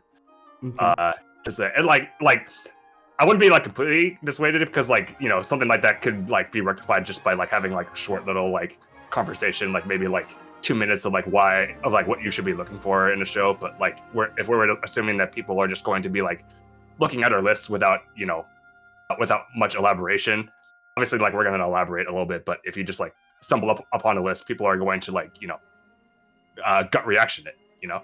It's like you have to like consider that like people are not going to like listen to what you say. People are just going to like see what you pick. And I feel like that's something that I considered when thinking about this topic. Obviously, like if under ideal circumstances, like I would just like be able to like talk to everybody and rationalize like why I pick things, but I know that I can't, so I have to kind of like make a compromise. Okay. So I can see you guys having a conversation with this person in the chat. So let's actually talk about it. Let's actually talk about it. So how much do you guys think fan service plays a part into whether something is an apt gateway anime or not? Because like I think. I honestly want to expand the topic to like sure. What barriers are there to anime that make them bad gateway anime? Okay. Like, because I think unequivocally fan service is one of them because of the difference in values. Like, I wouldn't tell someone who's like much more like Asian, I wouldn't necessarily think to myself fan service is like as bad as it would be to someone who's like very much not. Because like I have like a lot of like, because when you're in like certain friend groups, there's like different how do I explain this? There are different levels to how acceptably horny you can be to your homies.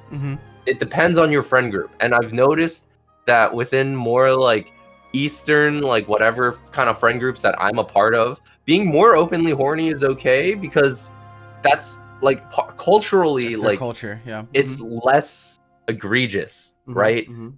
And so it matters less, and so it depends on the person. However, you know, in general, like I think that there are lots of different types of barriers that can apply that like afflict what makes a good gateway show. Okay, so like we all started watching anime relatively around the same age group, and we're around the same age group right now. So I think if you ask me this question, because Code Geass is one of the shows I'm thinking about right now. Code Geass is one of my favorite shows, and because I watched it at the right time in my life, that was like, this is like the most hype, amazing thing ever, and that nostalgia will never go away, even though it has like a little bit of flaws, or some flaws rather.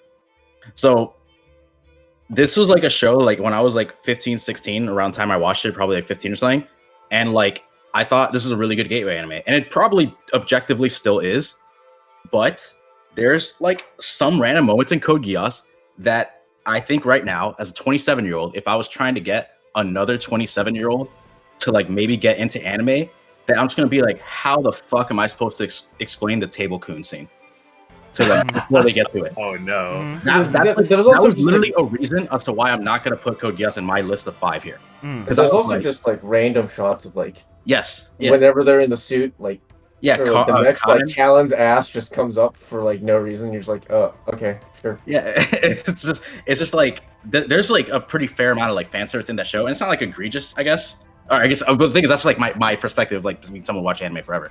But like it's just this thing is like this show is like thematically is probably pretty good, like selling point to get people in. Mhm. But I think if you're gonna get like a mid-20s-year-old person, whatever, that's like never really watched anime before to like try to get into this thing, this is like something that could pretty easily turn them off. Like not even just like what Dylan was saying, like the fan service shots, just like the weirdness that is like the table coon scene. And it's like, how the fuck are you gonna like get them past that? I don't remember when exactly that takes place, but still. I It's mean, a rarity. go ahead. Go ahead. Oh, it's really a rarity that like fan service is ever like implemented in good faith by creators. Like it's not impossible. Like things like Monogatari like do it really well. Things like stuff that like things that Call come Night. up with Trigger, like Kill la Kill, like use it very well. So it's not impossible, but like one of like the most like common criticisms for fan service is that it serves no purpose other than like Servicing the fan. Yeah, to like satisfy like the horny people. I mean, even if you try to tell someone that Monogatari's fan service is like for some reason intentional, people will call you like out on copium. They'll be like, "Yeah, you know what they really want though, right?" Yeah, people, and I'm people like, will think you're come like on. a turbo. Open People will mind. think you're a turbo nerd, bro. Yeah. But like this is a weird conversation because to me, like even normalized like television show content or like movie content, like those also have fan service. And so like that's like this is in no means like an anime exclusive. Yeah, problem. Like, yeah. Fan service in any type of media is criticized like generally the same way. Mhm. It's because like in different. no, it's because in normal television shows. In normal television shows, people will be like, "Yeah, but no, it's just the actor, and now it's their copium." But I mean, that's yeah, okay. it's like, Okay. So are we gonna call like a sex scene and like a live action show like fan service? It can be. So- Absolutely. Yeah, okay, that's what I'm saying. Yeah. We're gonna call that. Yeah. But like, I don't know. Maybe it's just like fucking a perception thing. But I do think it's fucking different. Yeah, a lot of people in like our like circle of friends like come from like all different walks of life, but like a lot of them like primarily enjoy like Western media, and like they still like even like when anime comes up in conversation, like they still like openly like detest like just the concept of fan service, and like I think they're being very fair about it because like it's not just an anime thing. Like they don't really like how fan service is implemented in other forms of media, so like their feelings towards it are valid.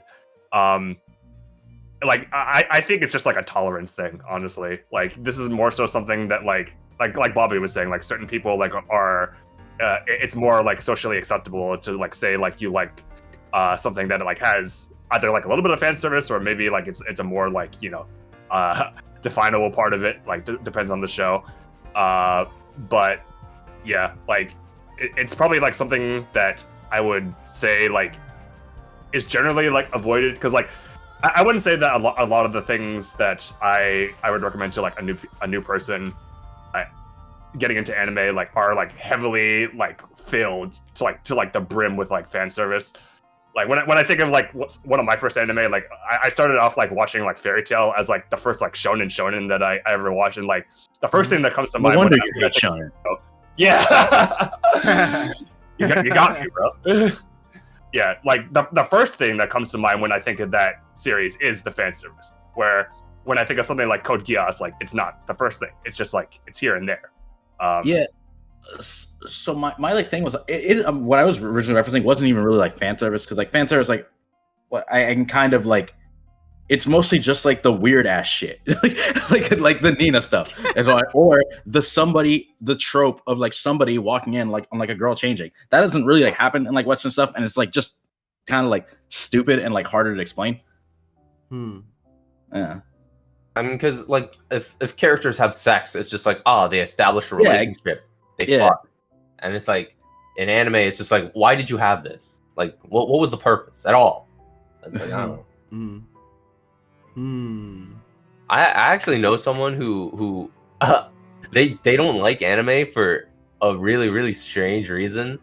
They just don't like how characters make noises when they react to things like or like or like yeah, like they hate that. And I'm They like hate Kumiko's existence. I'm literally like when you look for that stuff in anime, it's just like it's everywhere, and you're like, what do I do about this? And like you have to really try to like find a it's show like- that yeah. avoids like that kind of animeism like completely, which I found, but it was it was hard. I was like, damn, that's crazy. But I mean that particular person is probably just a lot more picky than like most people, but it's just like, dang, like, am I really like? I mean, you can, and this is going back to fan service. Like, okay, like you can recommend Redline, but also there are literal titties in Redline. It's like, are people ready for that? Like, because there's a extra layer of taboo. There's an extra layer of taboo on the fact that it is animated, and people think that's like extra weird. Like, yeah. it's I mean, just, like, an I inherent thing, I feel really like. think that like when it comes to media, I think fan service is just kind of everywhere, especially if you're like going out of your way to like put it under a lens, and people can have like arguments over what type of fan service is worse than others, whatnot. But like really, I think it just comes down to culturalistic differences, because like we said, like in the East, like this is a way different conversation, right? Like a way different conversation. And so yeah, I don't know. It's weird. It's like I don't know. Like there's like I don't think there's any show. I don't think there's any show that like I would in my mind label as a good gateway anime that would disqualify it because of fan service. Maybe I haven't thought too hard about that one, but like even like Miguel bringing up Code, like I still think it's a great one. Even No, I still think so even too. if- But I yeah, think that yeah. like I think it's way easier to like someone who's like 15 or 16, Mhm, which is mhm. when I watched Code Geass, 14 or 15 or something. Yeah. No, fuck, I'm talking. Yeah, whatever. We're around there, and like or somewhere around there. So It's time, bro. yeah, like, exactly, pretty much. Like what the hell? It to just kind of like tell like another 14, 15-year-old to watch it and be, oh, by the way, this is a weird scene. Like whatever, fuck it, who cares? Okay. But then if I try to get like somebody who I'm talking to like now or like in my mid to late 20s to like watch something like this, I think like that's just gonna be like, okay, this is like really weird. Yeah. Okay. So Like okay, when it comes up one time, let me- they'll be like, wait a minute, is this gonna keep happening? Yeah. Okay. Yeah, that makes sense. That makes sense. Do you think like I think this exists too? Do you think there are people that get into anime because of those things? I think there are probably. Probably, yeah. right? Yeah, I mean, yeah, some people are just inherently. yeah. I mean, they're called like teenagers, but I mean,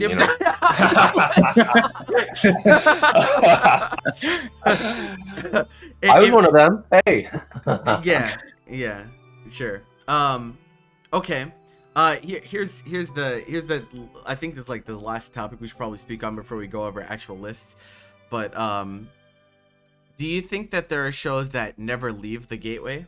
And what I mean by that is if they do not watch it very early on into their watching career, they won't really like it or they won't really appreciate for what it Absolutely. is. They do like Yeah, what for sure. like yeah, like I feel like there are definitely shows like that. But it's like kind of awkward sometimes. It's like I definitely have one on my list that's like if you don't watch this early, you probably won't watch it. Yeah. You probably- Oh, I know what you're talking about. I'm gonna say like I feel like it's kind of like hard to like quantify because like like I feel like if it's like one of your first anime, you're gonna have like some semblance of like nostalgia, like regardless of the quality of it. But like I do think that like at a certain point, like the more that you experience, the more that like you see the flaws in something that you watched early on that is like not like super short. Because like Dylan, like I know like you bring up like Inuyasha like a lot when it comes to like things that like you watched and you enjoyed but really haven't like aged that well.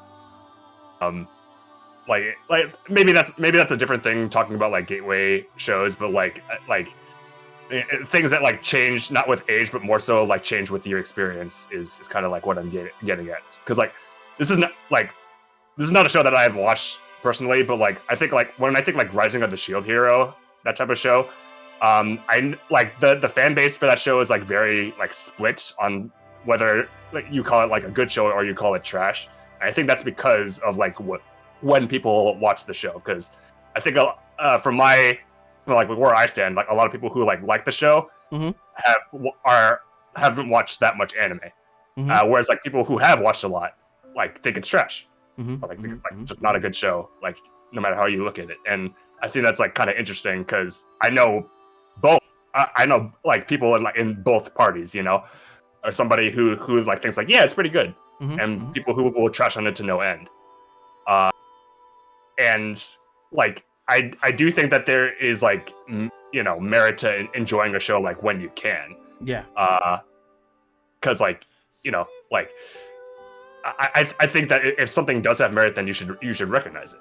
But Mhm. you know if that merit is like contextually based on like when you watch it, then it's kind of like it's not that I would like recommend something like Shield Hero as like a gateway anime, but I do acknowledge it's as something that like people could enjoy early on, but with time, like the experiences change and evolve, and Mhm. then you kind of get the type of show that you asked about, where like yeah they just don't leave the gateway. Mhm. Mhm. Yeah, no, for sure. I mean, like, do you feel like you'd be more inclined to recommend someone that show that you feel is like there's a very limited window of when they'll enjoy it, as opposed to like a more generalized, a more generalized show that you regard as a gateway show? Like, are you more likely to recommend that one that you feel is a limited time, or are you not gonna forego that? Like, you just like, you know, I'm just gonna give them the stuff that I think is like, you know, generally good, but obviously I more wouldn't inclined like towards I wouldn't think about it, you know. It's not Okay. something that like is on my like mental like checklist of like okay like I think about it. if they if they get like 50 anime deep, they're gonna like think that this is shit type of thing. Bobby, Like, is the reason why is because you wanted to recommend them One Piece before they're in too deep? No. Okay. The reason is because there are two types of people. There are people who will watch Sword Art Online and say, I really like that, except for this part. Mhm. And then there were going to be people that said, I was really enjoying it. And then that part came up and it ruined the whole thing for me. And I don't know if they're type A or type B. But if they're type B, we need to not recommend them Sword Art Online. Yeah. No, that's Like, fair. I think that I think that like a solid number of people are perfectly fine like watching a show that becomes bad and then recognizing, okay, that first part was good, the second part was bad. Maybe we need to like but there's probably other shows that are good from start to finish, right? And then there are going to be people who are like going to look at the experience only holistically, not analytically, and be like, you know, man, I mean, they had me in the first half, but maybe anime is not for me, man. And I'll be like, that's very close-minded. There's better out there. And if I'm the one who recommended them Sword Art Online, I needed to do a better job. Yeah. Okay. Sure. here's something that I know you said that you wanted this to be like the last thing, but this is like Yeah, tangentially it's okay. related to this. But like, would you ever like, in good faith, like recommend something that you think is like average or like bad if it means that it will get people to like understand like what to look for in a good show? You know, because I feel like I was something like this for a very long time where I think I only like watched good shows and I didn't really like know how to like what a bad show felt like, or to like identify a bad show when I saw one. And it was only at a certain point, thanks to one show that I talked about a lot, Guilty Crown, where I started to just think like, man, like this is garbage. like this is actually like really bad and I'm not enjoying myself. I But think that your standards have to grow before your expectations can be crashed. That's how I feel. Yeah. Okay. I mean, like, for me, like my school of thought, like, I don't know if maybe this is like looking too far into it, but like when someone is like getting into the medium, like I'm so passionate about the medium that when I'm recommending someone who is like taking their first steps into anime, my goal in my mind, right, is to craft a set of recommendations that has the most potential to make them like fall in love with the medium, like really like get into the shit, right?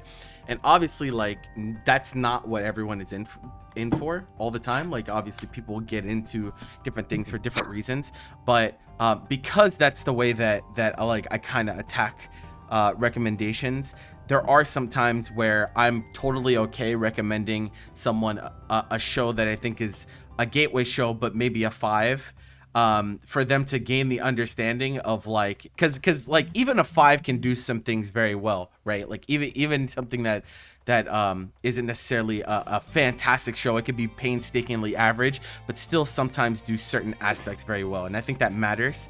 And like you do need to gain.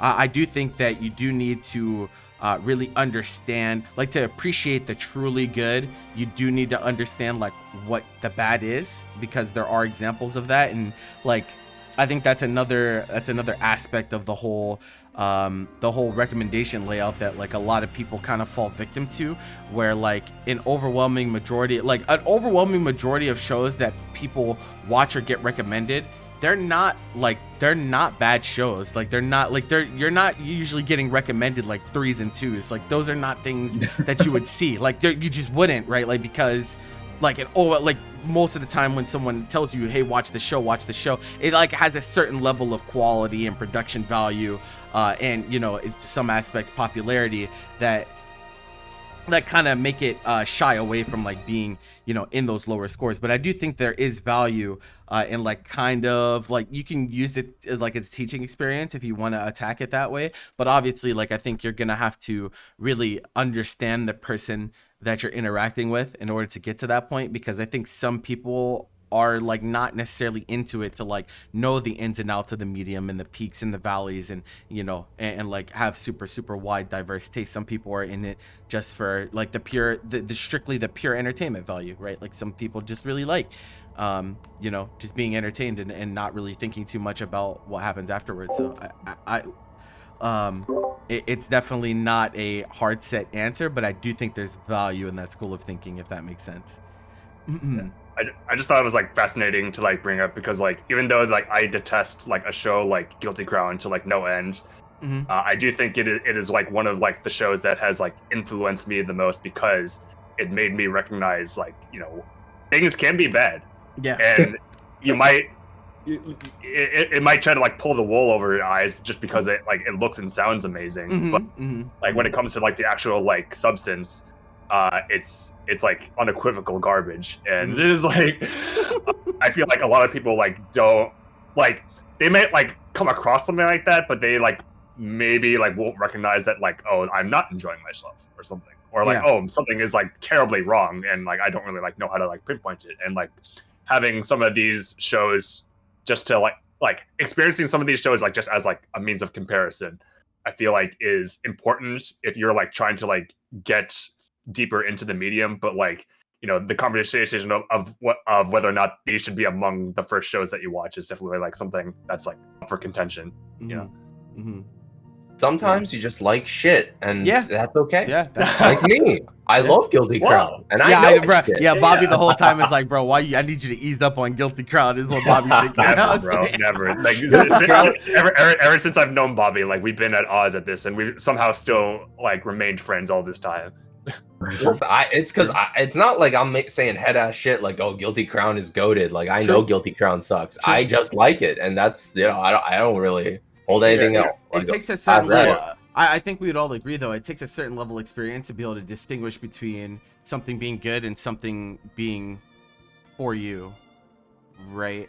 Like I think that is something that's like a concept that's like pretty hard to like express to someone pretty early on, or like, I didn't like that, so it must have been horrible, when in reality, like, especially if like I said, if you're getting recommended shows from people and like the show has a name or is at least recognized in some capacity, most likely it's probably not for you. It's probably not it's probably not like horrible. It's probably not like a 1 or a 2, like that. Like I think most people probably go their entire anime watching careers without seeing a show that is like that bad, right? Like I think that's just kind of how that goes. Like it's kind of, they don't really know what it's like to be that low down. So Yeah, no, I definitely agree. But let's get into our list, since we talked a lot about like what makes a gateway anime, like what different criteria do we consider. But we're gonna take you guys through some of our lists, and so we've all have a list of 5 shows, and we're gonna kind of take you through them and kind of give a rundown for why we think they're good gateway anime. And yeah, it should just be really fun. Did you just make them and did you just do like one? Well, by I have one? another slide transitioning, so you can like move to Okay. that one. Okay. And okay. so like yeah, like I so like a little context to like how we did this. So after we saw that like Michael Jordan had like posted B like Jordan, dude, please. Michael B Jordan, sorry, that he Well, posted search on like his his name. list of top 5 like anime that new fans should start out with is how he was prompted. Mhm. And like he like it was a very like on the spot thing, and like he exuded a lot of confidence when saying that, and like I appreciate that. Like I'm sure like in the moment he didn't think that like his list would have like a lot of like ramifications in like the Twitter space, and like just sparking like a very vocal discourse. But I kind of wanted to do the same thing, like just as like an exercise of like what we learned from this discussion, and like that's really that these types of lists like serve more as like reflections to the list makers' values more than anything else. But also like because we're trying to make something on a similar criteria, we can kind of see if there's like any overlap or if there are any like drastic differences between our lists. So we made our list in isolation without the knowledge of like what other people were choosing. And so like this is what you see is what we came up with, like without the influence of anyone else or any like discussion beforehand. So it's in the order that we are in like the Discord call. So like Khalil's going up first. So Okay. he wants to right. start us off. On Twitch, the Discord call order is different. Yeah, I don't know. Oh, yeah, my bad. it's Oh, fine. he's streaming to us. It's So. not a big deal. So here are my 5.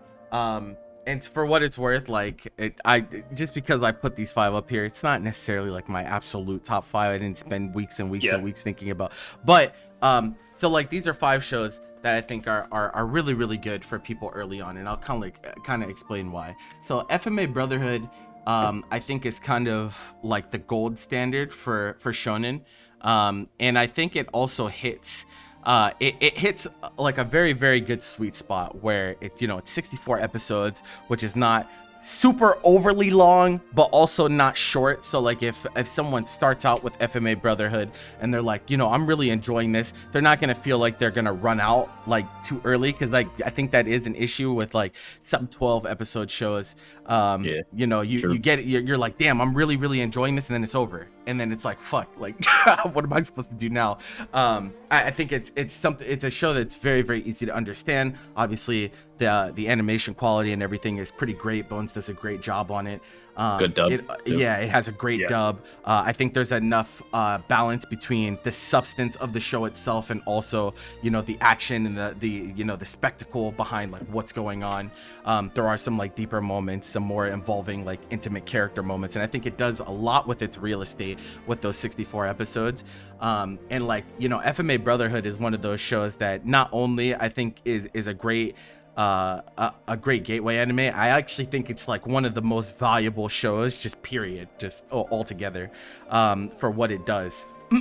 Because I mean, even like it like FMA Brotherhood is like something that a lot of other shows wish they had. They wish they had they wish they had shows like this where it's like kind of an isolated experience. You don't need to know anything else going into it necessarily, and it just kind of delivers on a lot of different aspects, especially if you're a shonen lover, right? Like I really think that in my mind, every time that we talk about like battle shonen and whatnot, in my mind I think subliminally I'm always comparing it to this show. Like I'm always comparing it to it, and that's why like sometimes I'm like, man, this just isn't that good, but it just be like that. But I think FMA Brotherhood is pretty great, and I would not be surprised if it appeared on some of my other casters lists as well, because I think we could all agree that this show has such a valuable place in terms of like getting people started in their watching careers. Like Brotherhood is really like shonen values like really refined to like near perfection, and like kind of like a spoiler, but it's not on my list, and like the only reason for that is really that like FMA 2003 exists, and that might cause like some confusion of like, you know, what is different between the two versions. And I do feel like the beginning, like if I can like point out any flaw in Brotherhood as a series, is that like the first like 10, 11-ish episodes like are kind of rushed in comparison to like what the actual content was, is because like it assumed like you knew a little bit beforehand. And so it's that little knowledge check that like stopped me from like fully recommending it in like the show, but like it is definitely like you can't really go wrong with it. I think people who like haven't seen the anime are not going to notice, you know. But you know, as somebody who watched both versions, like I could say like that's the only thing I would say. Yeah, that's fair. That would keep me from picking that's that. Definitely fair. Definitely fair. Wow, way to like tell people that he's like Khalil's a fucking idiot. Why'd he put this on this? Hey man, that's crazy, people bro. Like treat like Brotherhood as like, you know, like I feel like it is like the most common show that appears in a list like this, and like I just gotta like say my piece, like, you know, if fine. Nobody else will. Yeah. Okay, my next one is Sword Art Online, and this is like this is exactly the show that came in mind when I brought up the question of, do you feel like there are shows that stay in the gateway? That's like literally SAO for me, because the values in like the values of SAOs in anime, right, are pretty fantastic, right? Like its audio visual is incredible, and I don't think anyone will really argue that. It has fantastic animation, it is great OST, everything involving aesthetic value is like pretty sick. Where SAO falls flat is the characters and its narrative, right? But those things are not nearly as important to someone early on into their anime watching career as, you know, the aesthetic value. And so like it's also like one of those shows where you know, I'm pretty sure the original is 24 or 25. 25, and then like if you do like it a lot, you can go on to the next season if you really want to do that, and then even after you finish that one, you can go on to the next one if you're still on board. There are movies too if you're really a that's fan. what I'm saying. Like there's a fandom, right? There's obviously a very dedicated fan base of people that love SAO. There's a lot of content. And so like I think that's one of the things that makes it such a great gateway show, is because like it's very easy to watch, it's very easy to understand, and also there are going to be a ton of people that are willing to talk with you about it if you want to go that route. If you want to go diehard SAO fan, you can absolutely do that, and you'll have a big community of people that are right along there with you. But yeah, it's like one of those shows that I think are in that window that like I kind of feel like it needs to be early. Like I would only really recommend SAO to people that are pretty early on. I would say. Good. I think it could be maybe just because like I'm not around this circle, but I just like wonder like if you like it's still probably correct because it is pretty to look at and it sounds nice and like whatever. But I just think that most people who watch it are definitely gonna be like, wait, this is shit though. Like, I think at the very least they're gonna be able to tell between the drastic shift from, you know, and the writing's not great in the first arc. Exactly. It's okay enough for you to keep watching, and when they transition to like the second half, where it just plummets off a cliff. I feel that. It's just kind of hard. I don't know. I'm just kind of like constantly thinking about like me like as a kid versus me like now, and like who I'm talking to now. I just feel like most people, if they like, hopefully no one likes SAO in the chat, but they have like a little bit like media literacy, then they're just like if they have like any bit of like media literacy, like they're just gonna see it and be like, wait, this is shit though.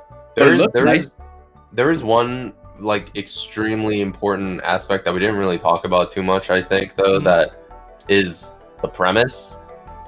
Like people will like hear the premise of SAO and be like, I want to watch that. Yeah, but that's like cool. I think that works if you're like younger more.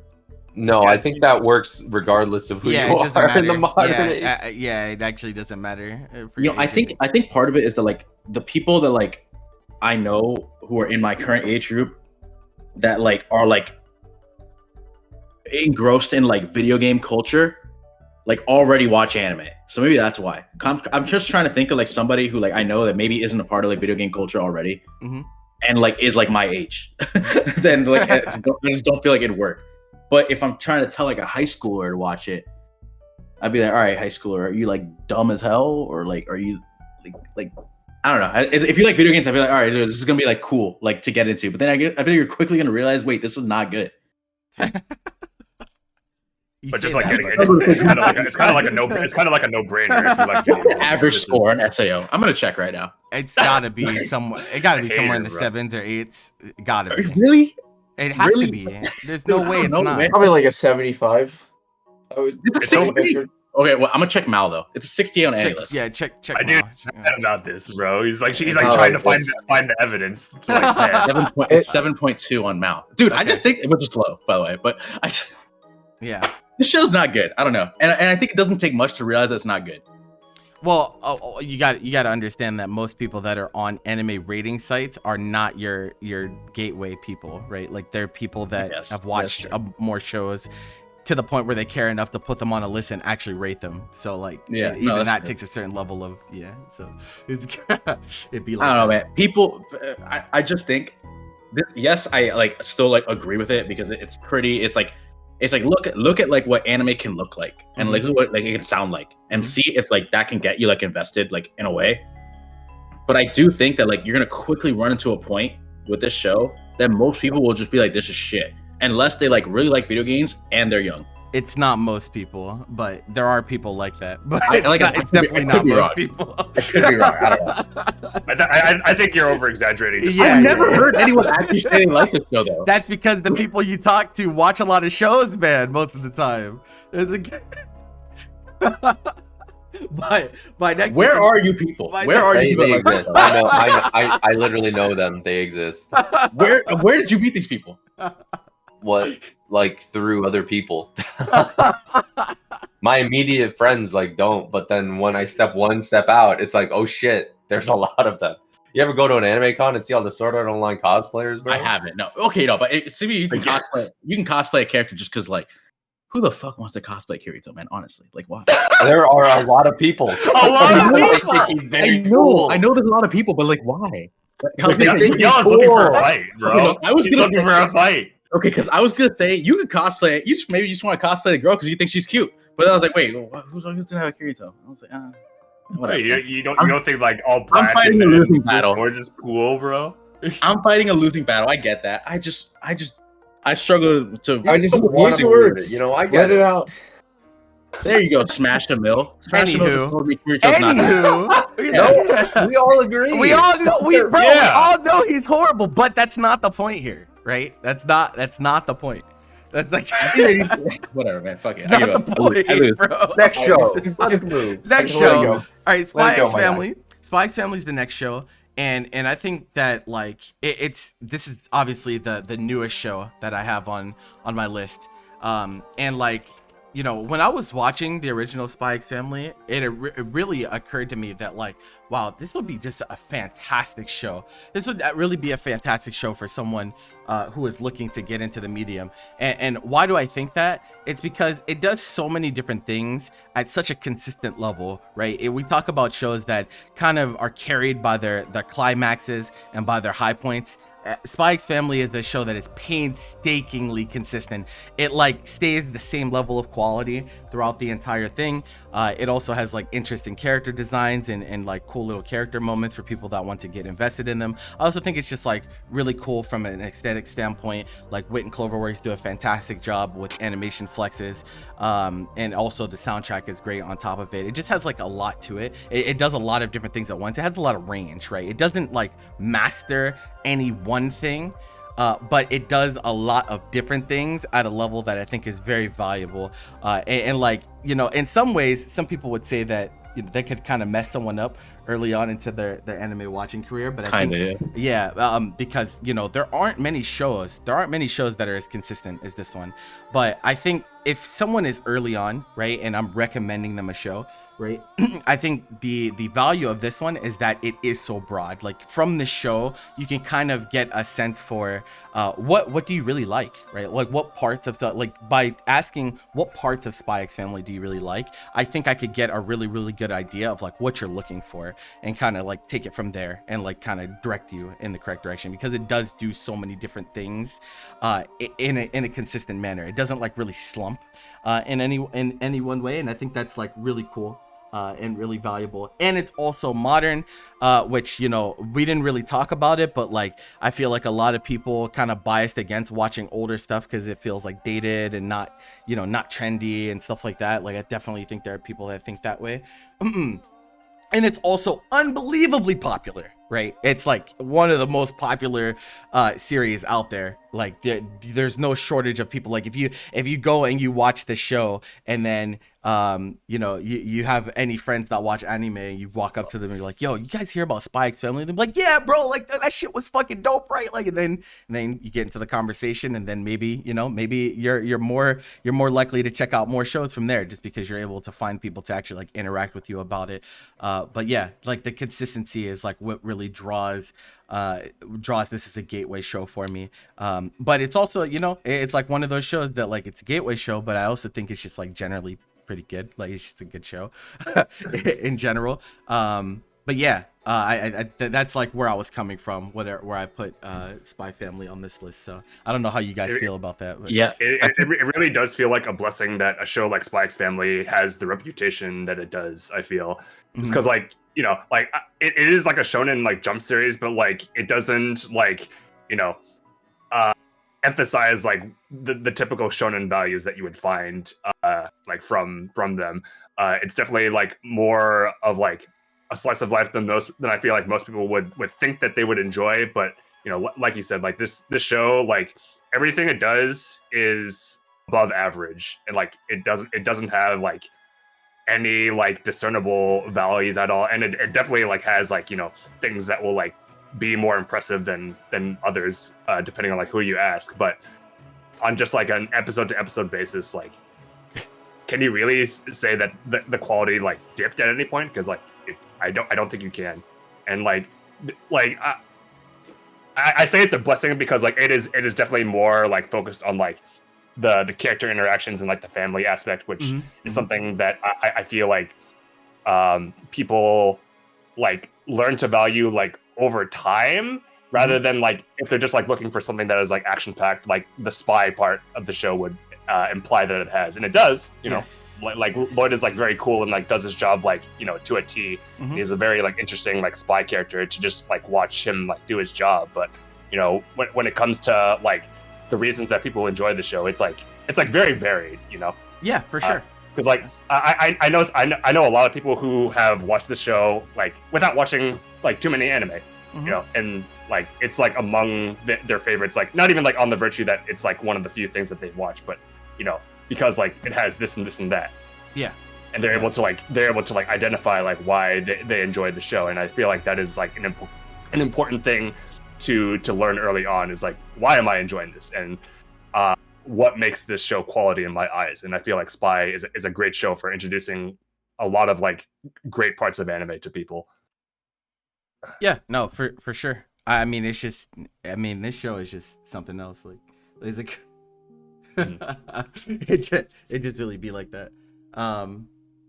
Yeah, I mean, I'm glad you're speaking up in chat, Pop, because I'm like, that's not what I think when I think about shows at all. Like, but it'd be like that. It's fine. It's all different perspectives at the end of the day, right? Like that's really all it is.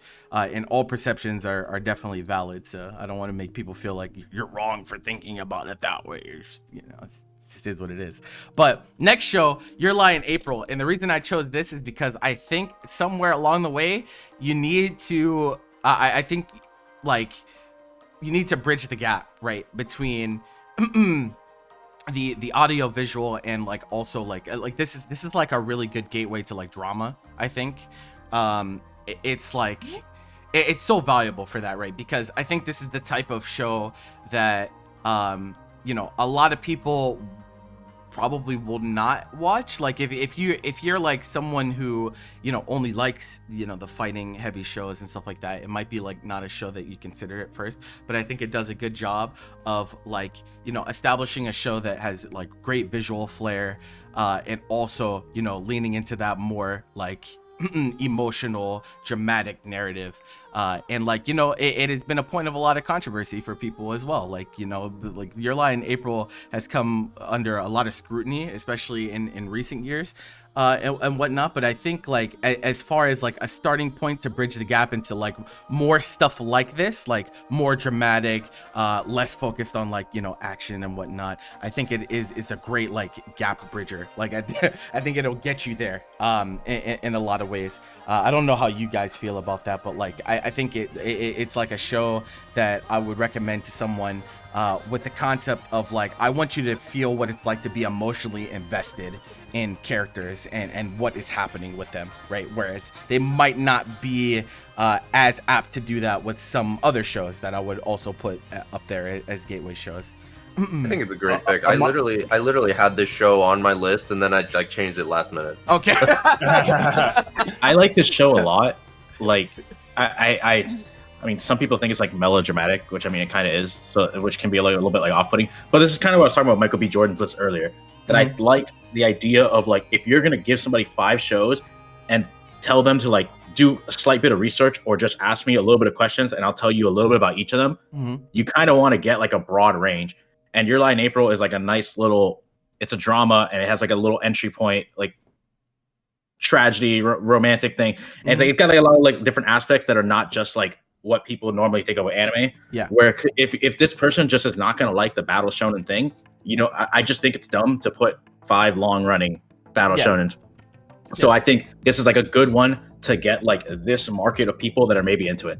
And like another thing, like I mean, girls watch anime too. Yeah, and, like, I think, absolutely. I think if you honestly, I'm glad you said that. I think if you go like with Michael B. Jordan's list, and I tried to show that to like any girls that I know that like do not know anything about anime, I think, and they ask me what are each of these shows about, and I just kind of give like a 2 to 3 sentence explanation of each one. They're just gonna be like, okay, I'm good. Like so Spy Family, like I think caters to both demographics fine. Like and I think this is like a good addition to have. I think it's like a less popular pick because they might just go to the obvious stuff like the FMAs, the long running shonens. Spy is a really good one, but I think it still works. I think this is like they might not like it, but it's like at least it's like a nice entry point to go like, yo, this is what anime could be. It's not just what you probably have your preconceived notions that it is. Yeah, exactly. Yep. I think that's so important when we talk about gateway shows. Yeah, good. Yeah, amongst like the shows that are like are famous for like being like emotionally charged, I think that this is like a gold standard for those, because like other like shows like in that conversation like that are like popular enough to like have like, you know, some like weight in like the mainstream are like Anohana and like Clannad and like that, and then you have like this show like Your Lie in April, I think are like the 3 that are most brought up in conversation. And when you're trying to like recommend that type of show to somebody, I think that like this is like the best of like those 3, just in like its overall like execution. Like it looks pretty amazing. Like A1 definitely like was in their bag like in this era, like just making like shows that were very visually impressive no matter what they were. Maybe it'll come up later, spoilers, but like I think this is like a great instance of showing that like anime adaptations like can be better than their source material. And the reason I say that is because this is a music show, and music, I don't know if people know, but music is audio. And that type of thing is like pretty necessary when you're trying to like convincingly like implement music into like your narrative and into like your character stories and such. And so like it does, like this adaptation like does that in spades, and I think it's like a primary example that like, yes, like anime like can enhance like these types of experiences, and this is an experience that you can imagine only being possible in anime done to like this level of quality. For sure. And then my last is like such an underrated show, bro. I've Suruzuri Children on here, and like really like I think this show is so good, like in general. But to me, especially as a gateway show, because it's like one of the more accessible shows up here. It's short. It's a TV short shows, so it's only 13-minute episodes instead of the normal 24. So it feels like less of a time commitment. And man, it's just adorable. It's just adorable the whole way through. It's like such a great like palate cleanser. I think this is like a great show that you could watch with like a boyfriend or a girlfriend. Like if you're a couple, like this is like such a great show for you to just sit down and watch. It just has like great romance. It like does the comedy aspect very well. It even throws a little bit of drama in there. Nothing like too insane, like dire, like oh my god, like someone's gonna die or anything like that. But there's a little bit of drama sprinkled in there as well. And I just think it makes it a great entry point for people that maybe have not ventured into romantic comedy before, because it is like romantic comedy is like one of those things where what we talked about before, well, like, you know, the perception around guys like only watching like super masculine shows that involve fighting and killing and stuff like that. You know, sometimes it's hard for them to take the plunge into, you know, more lighthearted series in general, and I think this is a great way to get there, because it is just less of a commitment. You don't have to, like, it's not that long. Like it's 12 episodes that are 13 minutes each. It's like pretty, you'll very quickly figure out like if this is something that you really like, and I think even amongst like romantic comedy, it's definitely something of quality on top of that, which is, you know, just the icing on top. And also, you know, Kanahana, you know, which you also get, which is pretty dope. But the thing is, you get her like in every show, though. That's true. That's true. That's true. It do be like that, but yeah, I figured this would be the one that like I probably no one really thought of this one until I put it on there. But like I was looking through and I was like, man, like. Sometimes I think people are definitely intimidated by the standard like show, even like committing like a regular anime, you know, 12 episodes, 24 is still like you're still getting into like 5-ish hours if you want to sit down and binge, but like this is like really short.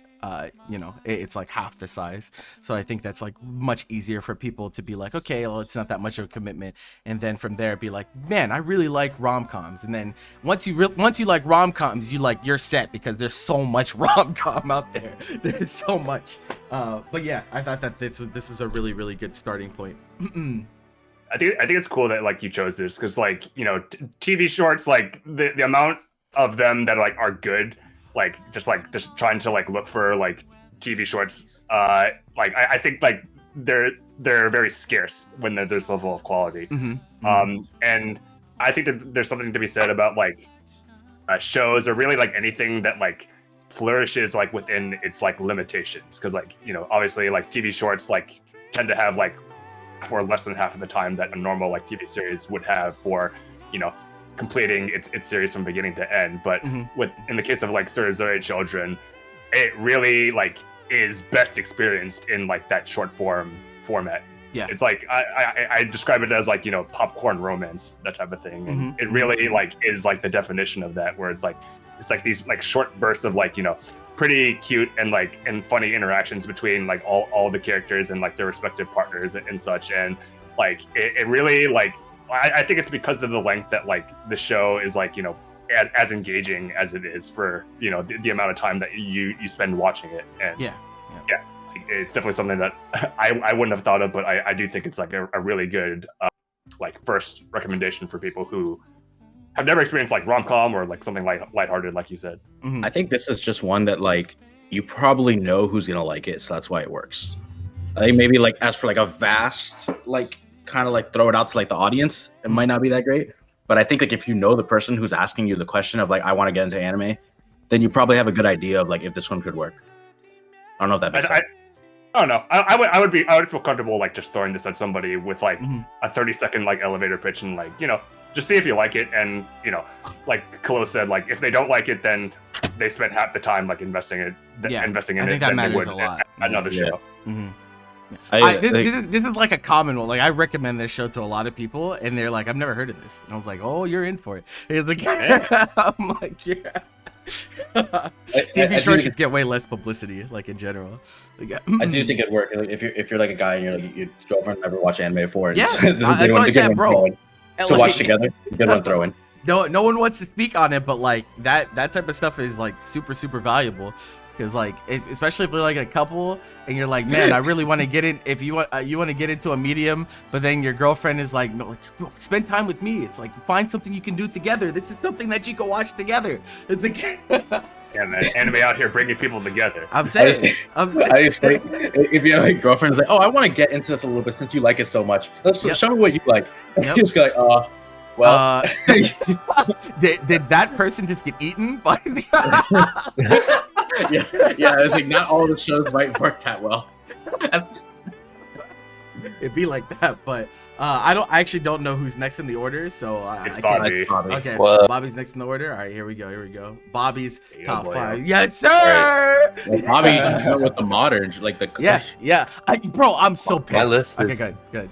Are you pissed about what? No, I'm pissed about Cyberpunk, because that was I was actually gonna put that one on mine too. Yo, I you was got like- fucking You're Lying April, bro. We Yeah, traded. I know. It's I okay. know.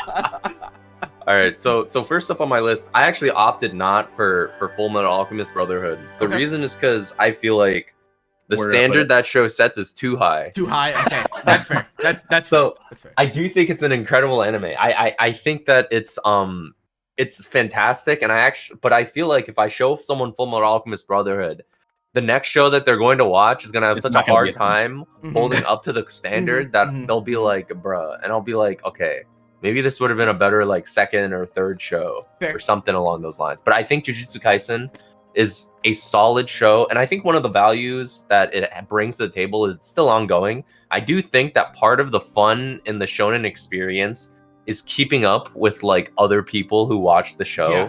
Like I think that that's honestly a pretty valuable experience to have other people who watch the show Mhm. who like you can keep up with and be like, yo, did you see this? Like, yo, how'd you feel about that? Like, do you have a theory on like what this could be like? And like, I think that shonen is really strong at that. And I feel like Jujutsu Kaisen just hits every mark I kind of want. Mhm. I think the story and the characters are solid enough. I don't think it does anything egregious in terms of like fan service or anything, as far as like my knowledge. Mhm. I think it actually respects women very well, which is Yeah. always positive, I guess. I guess. I guess, yeah. I guess. As a non-woman, No, you know, you're good, bro. That was so funny. You're like, oh yeah, I guess it's pretty cool when you respect like half the population.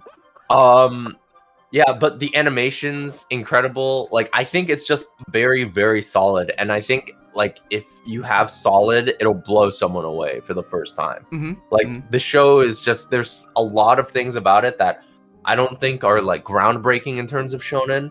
But I do think that it's very solid and clearly popular. And I do actually, as a manga reader, I do think that where it's going is only going to get better anyway. So Okay. hopefully, all those things combined, I think Jujutsu Kaisen is a really, really solid place to be in, especially with how modern it is and like topical it can be. Yeah. I mean, honestly, speaking on Jujutsu Kaisen, like it is like everyone knows I'm not the biggest shonen guy. I like some stuff, don't like it all. But like Jujutsu Kaisen, when I was watching it, was like one of the shows that was like, man, I really don't mind watching this every week. Like this is actually like a pretty fun watch. And so like I definitely think that definitely speaks to something where I think it's definitely doing more than a few things correctly, especially like compared to its contemporaries, where there is, there's plenty of saturation, there's plenty of competition out there when we talk about these types of shows, but I do think it does a lot of things pretty well. I think the Full Metal Alchemist point is pretty good.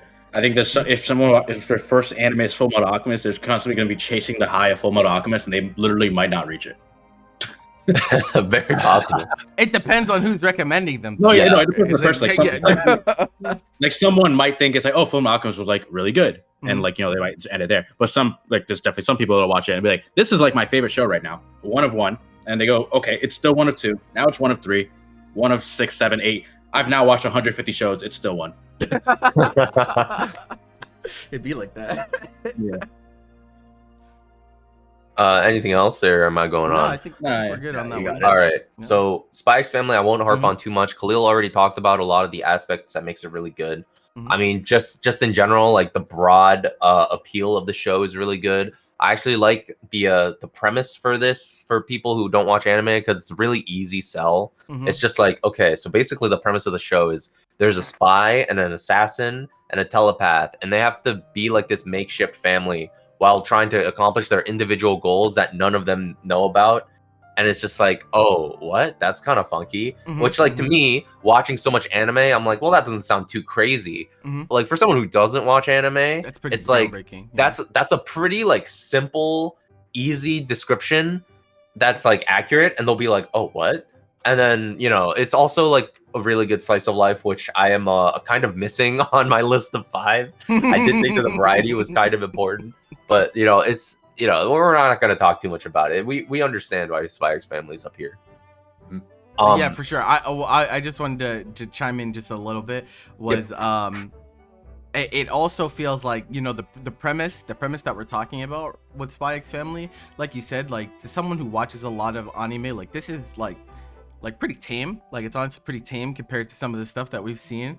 But I do think it demonstrates like a concept that kind of can only be executed to this extent in this medium. Like I don't think that this show could be nearly as good on any other medium besides anime, and I think that's like really cool.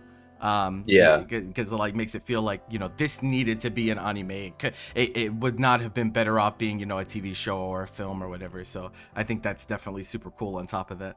I definitely imagine like that type of premise, like if it was done like in a normal TV show, it'd be like kind of corny. Yeah. You know? I don't really like get that. Don't really get that sense with like watching Spy X Family. Like everything is just like, it's just like really cute, and like the interactions are like, despite like how wacky it is, they're very like organic, and they have their place in the show, and yeah, it's pretty cool. Absolutely. So the next show we got up is Cyberpunk Edge Runners. I picked this specifically knowing that the people that we're going to be communicating with are much more Western than we are. Yeah. And so like there are people who are like in the gaming space who are like, oh, I know Cyberpunk. Like I've heard of Cyberpunk, or I've played Cyberpunk, you know? And there's like an anime literally designed for these people. But specifically also like, I think that there's a lot of expressiveness that exists in Cyberpunk that allows people to like, when they watch the show, they'll be like, oh, I see, this is what animation, like this is what anime brings to the table. Like there's so many things like in the background, or like, and there you could argue like maybe there's a little bit of sensory overload here, but I think this is definitely one of those shows where it's like the quality like gets only as deep as you're really looking for it to be. So I don't really think of that as too much of a downside for this show in particular, but like there's a lot of Western themes that are applicable to this series that I think will be very easily related to. And so I think it's for a Western audience that we're probably going to be trying to recommend and appeal to. I think that this show is one of the easiest to get people to recognize, like, this is the type of like quality and like understanding of like themes and ideas and concepts that like anime could bring to the table. So I think it's a really strong benchmark, and it's a really easy watch for people to not have to look too deeply to understand like why this is impressive and why this is like relevant. Yeah, no, great. Like I said, I almost put this on my list, just because like I said, like bridging the gap between, you know, video game players and anime. Like this show really like we gave it an award during the Anime of the Year awards for a reason, right? Like it really was like a game changer in terms of like, you know, video games being adapted into it. And like now that there is this show, like I think it just like has such an important place in the industry as like acting as that gateway. Like if you have only liked video games up until this point and you wanted to jump into the anime medium, like this is like your starting point. And it's short. On top of that, it's only 10 eps as opposed to 12. I think that matters. It's also very accessible. It's on Netflix. Like it's like very, like I think almost everything about it is like so accessible for so many people. I don't think it's outlandish to say that this is probably like the best like video game, not even adaptation, but kind of like a reimagining, because like it's not a one-to-one adaptation. Definitely not. Creates its own world, its own characters, and its own like unique narrative like within like the universe of Cyberpunk, and that is really something that has never really been experimented with to this degree. And I do believe that like if because like every time a video game gets adapted, it's usually like trying to be one-to-one, and that usually receives a lot of hate from the people who have played the original game, because video games and anime are inherently different mediums. Like one is interactive and one is like presenting you with an audiovisual experience like catered by the creators. And like Cyberpunk was really like revolutionary in that regard, and I feel like if even if you haven't like played the game, you kind of like know like what Cyberpunk is, and like regardless of like whether or not you've experienced the video game or not, it's still like a standout experience in every regard when thinking about like what makes a great anime.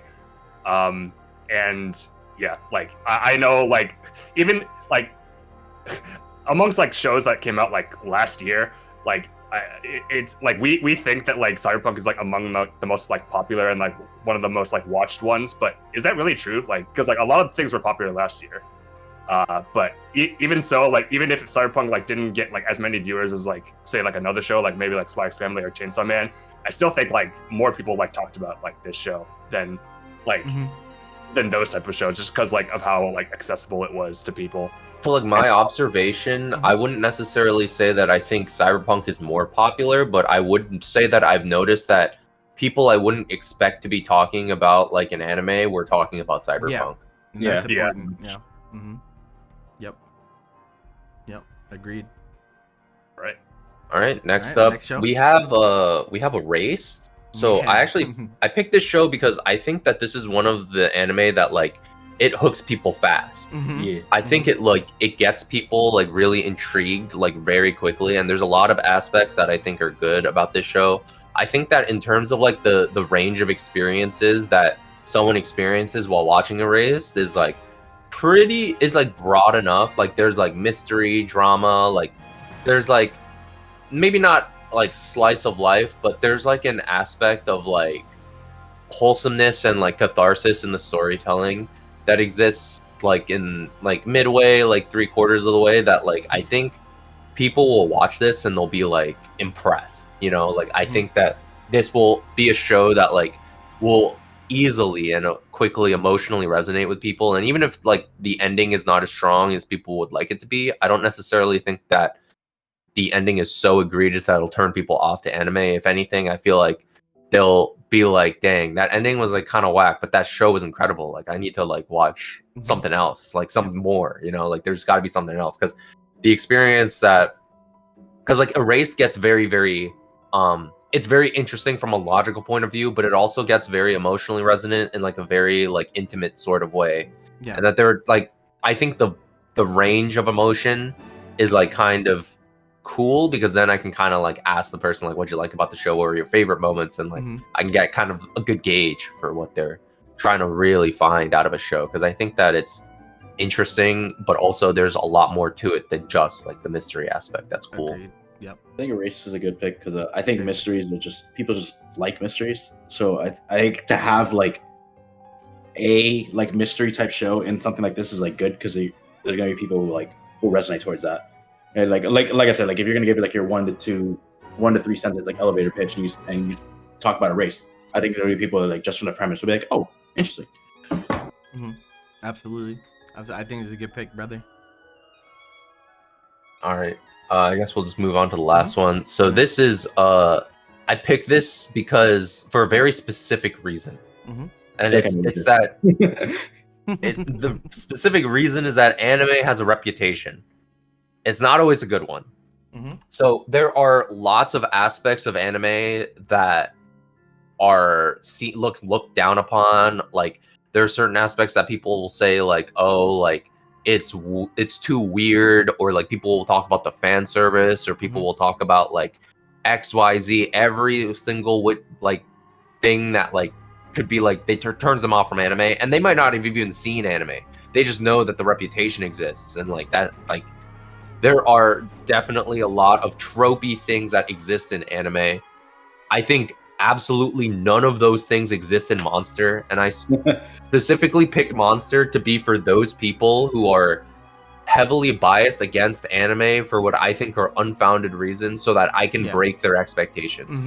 Because this is like one of the most like grounded, like solid stories in anime, And I think that if someone wants to watch, if I think someone is way too biased against anime and I win a bet against them and they have to watch one, I'm going to tell them to watch this show specifically so that they can clean their brain of what they understand anime to be and recognize that it's a lot more broad than they realize. This sentence is like gonna sound so stupid, but like, hear me out. The only thing that makes anime or Monster an anime is that it's fucking like drawn and it's an anime. Like that story can literally be applied to like anything, and like it just works. Yeah, that's accessibility though for sure. Like, I think it definitely demonstrates like the range, right? Like Monster could be a live action, and like nothing changes. Yeah, agreed. Like the setting, just like the story, the premise itself, like it's all very westernized in a sense. Unlike most, I would say like most anime nowadays. So it's probably a good fit, probably a good easing point in, I would say. From Like that point of view. I never read the manga, but I from people I heard they say that like the manga is like just exactly the same as like the It's anime. basically like, the same. Yeah. And like Johann Leaper is like one of the best anime villains like ever, and like arguably like the best. And like I think people gravitate towards villains. I think people are just like interested in that. So when you get them like a really cool like villain like this, they're like, holy shit. Yeah, like I just want to show people that anime has the capacity to be almost anything, including exactly the opposite of what all of your negative preconceptions of it could be. Yeah. You know, I and think so that's like a really good point. Yeah. Yeah. Like I just wanted this show to be on my list specifically to like counter the people who are ignorant and don't know what the fuck they're talking about, but they got all their opinions from Twitter and YouTube videos. Yeah. So I just need to fix their brain before we really recalibrate. Hit them with a little reprogramming first before we get into that. Yeah, exactly. All right, you watch Monster. Now watch Kobayashi. Yo, now you know this is what the range of anime. Knowing is half the battle, brother. All right, cool. It's 74 too, so Yeah, kind of long. it is You pretty can long, yeah. sink your teeth into. For sure. Who's next? It's Dylan. Dylan. Dylan's top 5. Let's take a look. All right. Different. Yeah. All right. Yeah. Yo, it's wait. a bit different. I just didn't want to like do like the normal kind of like stuff we had like previous talked about, like FMOB is like great and all, but again, you know, it's too high of a bar for it to like really recommend first, and it'll be their peak for somebody for like forever. On top of that, I think we had talked earlier about like the social aspect of, right, and like wanting to talk about these shows with each other in like real time. And you know, because FMAB is a show that's aired almost 15 years ago now, it's kind of hard to talk about with, I guess, just other people on a day-to-day basis. And so that's why I picked Demon Slayer, just because like it is a show, and you know, despite my problems with the characters and maybe the plot sometimes, I think they are passable enough to where you can get away with, you know, most people won't really see the flaws, and then you get like the stellar animation, characters on the soundtrack. On top of that, you know, it's not long enough yet to where, you know, people will shy away from it. It's what, like 36-ish episodes in a movie right now, and you know, we're just getting the 3rd season. Yeah. And so I just feel like Demon Slayer is probably like the best starting point, generic starting point for like anybody just kind of with the general interest. Like if you had asked me this question like 5 years ago, I probably would have put like My Hero in the slot. Okay. But it was like actually good. Yeah. It'd be like that. This is like a super like minor little point, but I just kind of thought about it. So Demon Slayer's like OPs are done by Lisa and Aimer, you know? And like if you're gonna get anybody into J-pop, like who are you gonna like, and you're gonna need to give them like 1 or 2 songs to listen to, who are you gonna put? I was obviously a loaded question because I already told you my 2 answers basically. But those are like definitely like I would probably put like Lisa 1, and like so like just put in like 2 or 3 like Lisa songs that are like from like really good like shows that we know, and just be like if they're like apprehensive to putting like listening to music in a different language, and be like, yo, just fucking listen to this shit. It does not go hard. And like, I think that's like another like little thing. It's like, yo, to like maybe get them like more interested in like the medium in general, because they're gonna listen to the opening like the first time and be like, holy fuck, this is cool as shit. Mhm. And like maybe just get more like engrossed in like the Japanese culture, not just like anime. But if you Okay. get a little bit into Japanese culture, you're probably gonna get a little more in anime. My thing about Demon Slayer is that like my criticisms of this show are always like it's pretty much just shonen.jpg. It like that's like really what it is to me. But like for this type of premise, like of a gateway anime, I think it is a really good recommendation, for sure. Because like I do think, you know, like I said, compared to its contemporaries, there is stuff that is a lot better. But there's also stuff that's a lot worse. There's a lot of stuff that's a lot worse, and especially if we're talking about, you know, visual appeal. Like, I mean, yeah, if you want to rave about Demon Slayer's animation, trust me when I tell you, there's definitely no shortage of people that will feel the same way as you do. So it's a, you can find your people if that's the way you want to go. As long as you're not commenting it on Twitter threads that have nothing to do with Demon Slayer, then you're good with me. I think it's like interesting, like coming from like the angle that like perception of like gateway anime like kind of changes like as, you know, things become like more modern, because like in reality, like Demon Slayer, like its popularity is like less than like 5 years old or something, which is like it's pretty impressive, like how to see something like this like blow up as much as it has, like, and it really did like blow up. Every time you go to an anime convention, there are like 10 billion Tanjiros cosplayers there, and like, you know, no shortage of like merchandise, or no shortage of people like just talking about the show and being like, oh my god, did you see like the latest Demon Slayer episode? And I do think that there's like an interesting like value to that, whereas like, oh, like, you know, if we were talking about like in hindsight like 5 years ago, like we couldn't talk about Demon Slayer, and nowadays it feels like you can't talk about like gateway anime without bringing it up in some capacity. It's like, yeah, like the amount that Demon Slayer kind of like shifted the landscape when it comes to gateway anime is immense, and I'm like, dude, that's it's cool. And you know, to me, like more types of like these shows is like never really like a bad thing. Yeah, for sure. It just like gives like more variety for like what it's worth, because like, yes, it is shonen, and you know, if you make your whole list shonen, like it's very easy to do that with the amount of them that they are. But like, you know, the difference between like Demon Slayer and like Full Metal is like interesting, the way like Dylan brought it up. It's just like it's the social aspect. Like, you know, people will still acknowledge that like FMA is like, you know, one of like the best like anime like there is to watch if you're new or old, you know. But when it comes to like how many people are raving about it today, it's definitely like true, a lot less. And if you bring it up, it would probably be like in a more like focused discussion like this. I feel that. All right. So next we've got One Punch Man, and honestly, it's been a while since I've seen it, but I just feel like it's a really, really like solid comedy and parody for the most part. And you know, I think this is more for like people who don't really want to watch, who want an action show but don't want like that super serious like nature like a lot of shonens can kind of present themselves to be. You know, and it's got like, it's a really good balance between the comedy and like when it does attempt to get serious and wants to do like the big flashy sequences, it does them really, really well.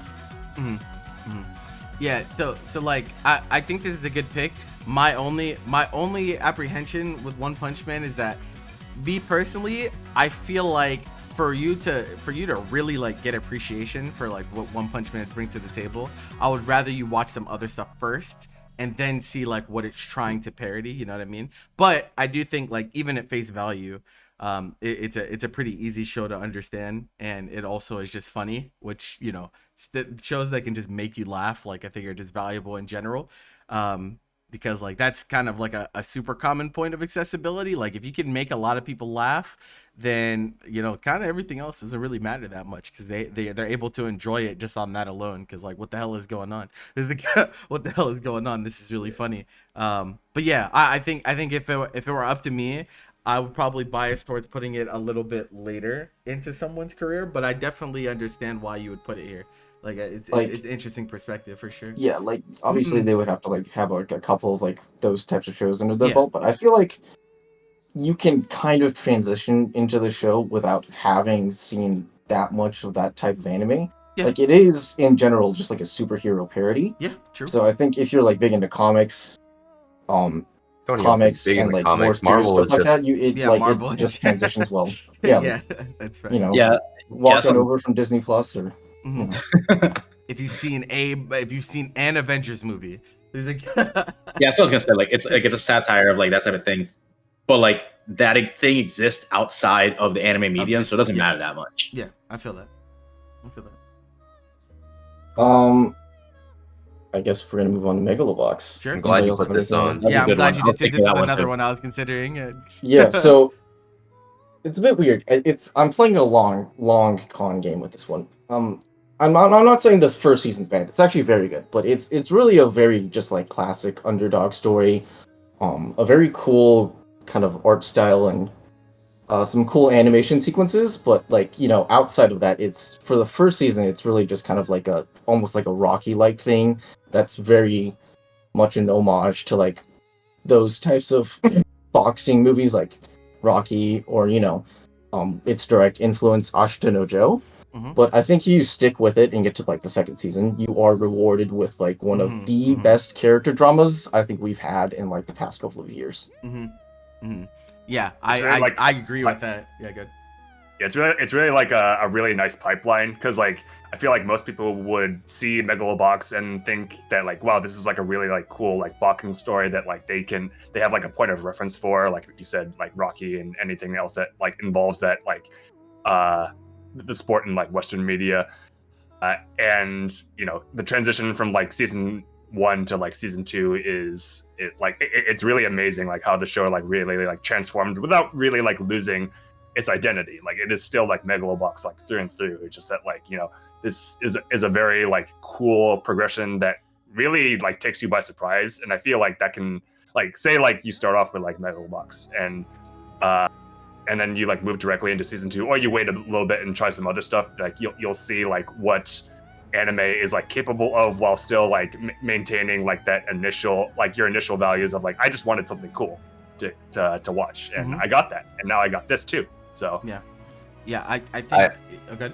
I definitely agree really hard with the idea, because I didn't even think about it in that aspect of like this show like kind of evolves. It's very funny that you described it as like you're recommending this as a con to people, when like in reality you're just like watch this good ass show so that it becomes a gooder ass show. Yeah. But like that is true, like it's kind of relevant that like you get them with something that's like on the surface simple, and then it like evolves into something that is like much more complex, but like potentially even more interesting. And it's like, oh, that's honestly a really good way to go about it.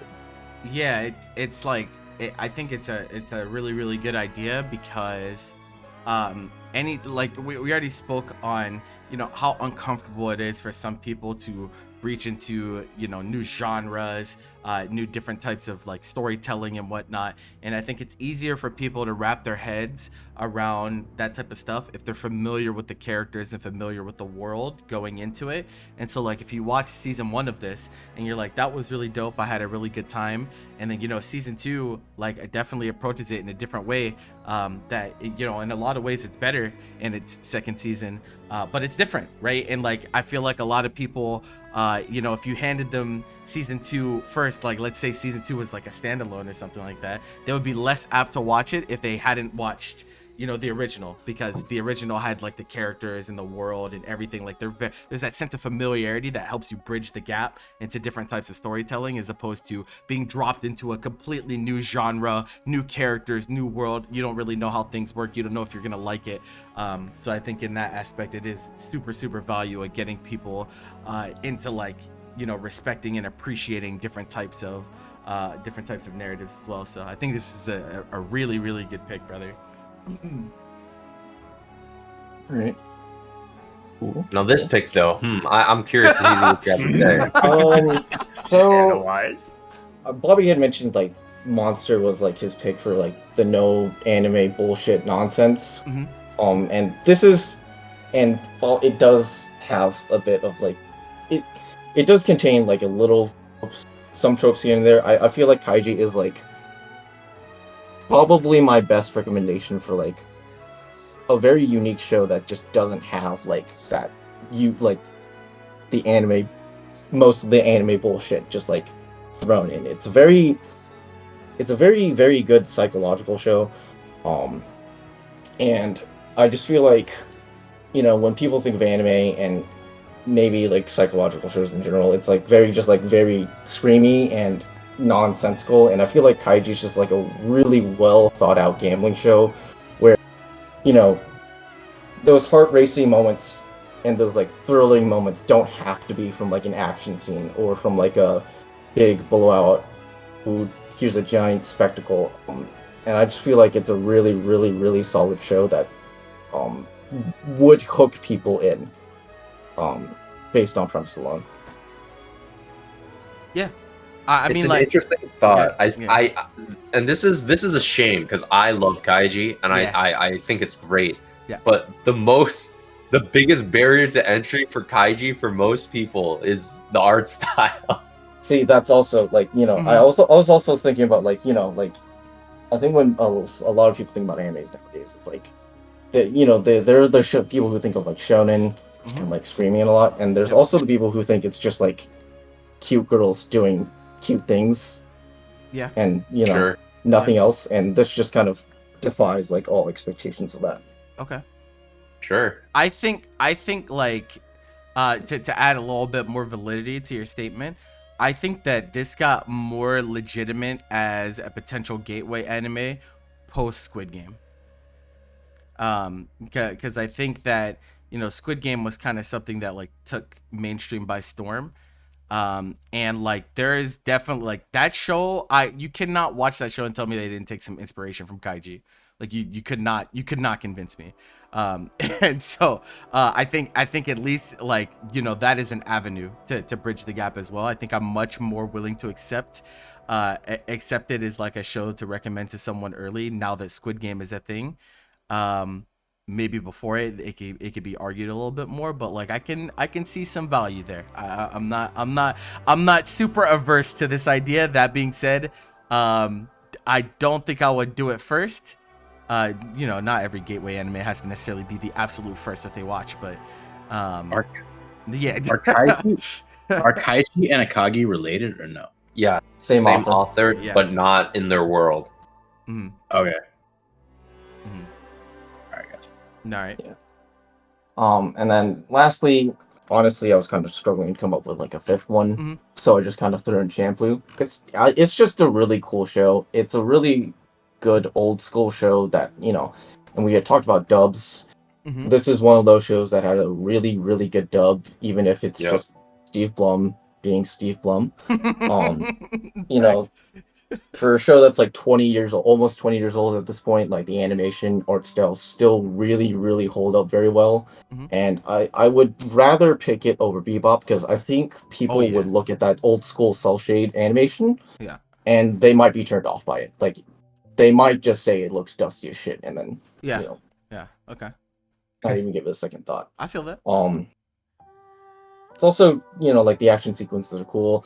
The characters and story, it's kind of hard to describe because it's a very episodic type of show, but it's progression. There is a sense of progression with like the characters and how they develop over time, but I think it's definitely a show more for like the vibes, the animation, and certainly the OST. Okay. Your job is Yeah. this hard, yo. Yeah. I mean, bro. Yeah, the music. The Its music's OST yeah, is cool ridiculous, entry bro. That shit is crazy. There's the that OST is fucking insane. 100%. No, I think there's aspects of like the episodicness that like honestly help too, Mhm. because like, I mean, like people, I mean, I guess people do like their long like storylines and whatever, but like it makes it feel even more low commitment to watch Champloo, where it's like you finish an episode and you don't feel like, oh my god, how long will this keep on dragging on for? Because every episode is like its own contained thing. So it's like I think that there's like an aspect to Champloo where it's like really easy to pick up and start and watch and then just keep continuing. Mm. Or it's like, you know, like it's funny because that used to be more of a an anime exclusive thing where it's like, oh, this show has progression, like every episode connects to the last one. But it's really funny that like I feel like a lot of Western cartoons are kind of like that now too, and even a lot of Western stories, period, are a lot more like less about the episodic nature of stuff and much more about like prolonged serialized stories. So it's like almost interesting that like Shampoo is now just not an exception within like the medium, but like kind of it's becoming the trend that like episodic shows are just not the wave anymore. But in a way, like I feel like they're almost more suited to people with bad attention spans. Yes, absolutely. Yeah. No, definitely. Yeah. Sure, attention spans are so short nowadays. Like I almost feel like episodic is kind of what a lot of people are looking for, so that they don't have to necessarily like pay too much attention to consistencies like throughout and whatnot. So yeah, I definitely, I'm glad you spoke on that, because man, TikTok really ruined people's brains, bro. Really, it all started with Twitter, but TikTok is the evolution. Right, TikTok is like it refined to maximum brain rot. It'd be like that. All right, who is next? Jeffrey. Jeffrey's next. All right, Jeffrey, which we got. All right, here we go. Any surprises off the bat? No. She's naked. She's naked. What? Wow. What? Jesus Christ. So like our my first show on the list, Gurren Lagann. So like classic mech action series like by Gainax, and kind of the reason why I chose this and why I think it makes a good gateway anime is it kind of serves as like a gold standard for like the raw, like nonsensical hype that anime is like somewhat famous for. Like, this is the most anime. Yeah, and like when we refer to it like that, it kind of seems like, you know, like what we're talking about it is like more like abstract, or like there's not really like any like form that we're giving to like what defines like anime for like a lot of people. But you know, like for reference, like I think when people like talk about like the type of shows like Gurren Lagann and a lot of the things that Trigger has put out, is that their experience and their perception of anime is kind of like defined by like these really like absurd like commit to the bit type of like adrenaline like inducing show that Gurren Lagann is. And you know what makes it stand out from other shows like it, because like, you know, it's not like Gurren Lagann is like the only like hype show out there, is it fully commits to what it's doing. Like it doesn't really like lose sight of like why it's special, like even like nowadays, like more than like a decade and a half later. Like a lot of shows like, you know, kind of like dip their toes into like trying to be like exciting and exhilarating, and they kind of like fall short because like they're not like it's not part of their philosophy, you know. And I feel like Gurren Lagann is something special in that regard, where like throughout the entire show, it is just like non-stop nonsense. It's just like so like the amount of like you know, excitement that you get from the show, like from like the first time, and even like, you know, if you like rewatch it, it's just like it's pretty like uncomparable to like anything else, I feel. And it is like, you know, it's one of those shows where like if you haven't experienced it, but like you kind of like know what it is, I think you owe it to yourself to watch it. It's a nice like it's a nice history lesson for like, you know, old Gainax, and like kind of like where a lot of like Trigger gets its roots with the things that they put out, because like, you know, Trigger is made up of like former Gainax employees, and like out of all the shows that Gainax produced in their heyday, like I think a lot of Trigger's works take inspiration directly from the work they put in on this show, more so than anything else. And yeah, like it really like defines anime for a lot of people. Like we talked about like shows that like make you like chase a high as you like try to like look for more things. I feel like this is another show that fits into that category, where like there's really like, I'm not gonna say there's nothing like the show, because like I said, like things have come along like through Trigger and through like other like choice studios that have tried to like replicate this, but you gotta like understand that this is like where a lot of that influence comes from, and it's where a lot of like, even if like people like refer to like what came after the show as like something that they define anime in their heads with, you can tie that back to Gurren Lagann, and I think that there's value to that, and you know it holds up today, in my opinion. Mm-hmm. Yep, absolutely. All Can't right. really argue with that, brother. Yeah, It's a strong pick. I mean, like It is. if I was making picks like Monster to like be like, hey, this is like anime doesn't have to be what you think it is. Yeah. But for someone with a real blank slate, like Mhm. showing them Gurren Lagann, like this is anime like cubed. Like I was gonna say squared, it's more than that. It's anime cubed, bro. Like this is Gurren Lagann is like probably everything the most like anime like that's ever animated, bro. And like honestly, like No, honestly, though. it's so funny. It's so funny the way you said that, because like to somebody who like doesn't know what we're talking about, they're like, "What the fuck did you just say?" What the fuck did you just say to me? But somebody who's like, you know, who like understands like that feeling that like people associate with anime, like they're like, yes, my dude is spitting. Yep. this is definitely one of the most like powerfully concentrated sources of like that anime hype. You know, so it's a strong pick for someone who is like, I have no idea, like I don't know shit about anime. Please give me the anime experience. Yep. That's like, oh, I got Here one. you go, dude. I guess I should also like bring up, because like we mentioned like fan service in gateway anime like before, and there's definitely like no shortage of like that type of thing like in this show.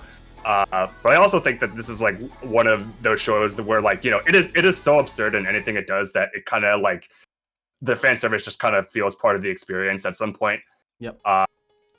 Like, will it be off-putting to like some like first-time like anime watchers? Probably, but like throughout the duration of the show, I feel like that type of thing becomes like more normalized. You know, to for lack of a better way to put it, like if you don't like fan service, like will it like do anything to like change your mind about it? Probably not, but maybe like you can open yourself up to like, oh, good experiences in anime can come even if there is fan service associated with it. Listen, man, if you can watch Transformers with Megan Fox in it the whole time, you can watch Gurren Lagann, right? Like I'm gonna just throw it out there, bro. Like you'll be alright. Yeah, man, Yoko is just the anime parallel, bro. You'll be okay, bro. Like, Yoko is Megan Fox. Gurren Lagann live action adaptation. Here we go. Not really. No, Please don't do that. Anyways, all right. So move. Did you have anything? No, you're good. Okay.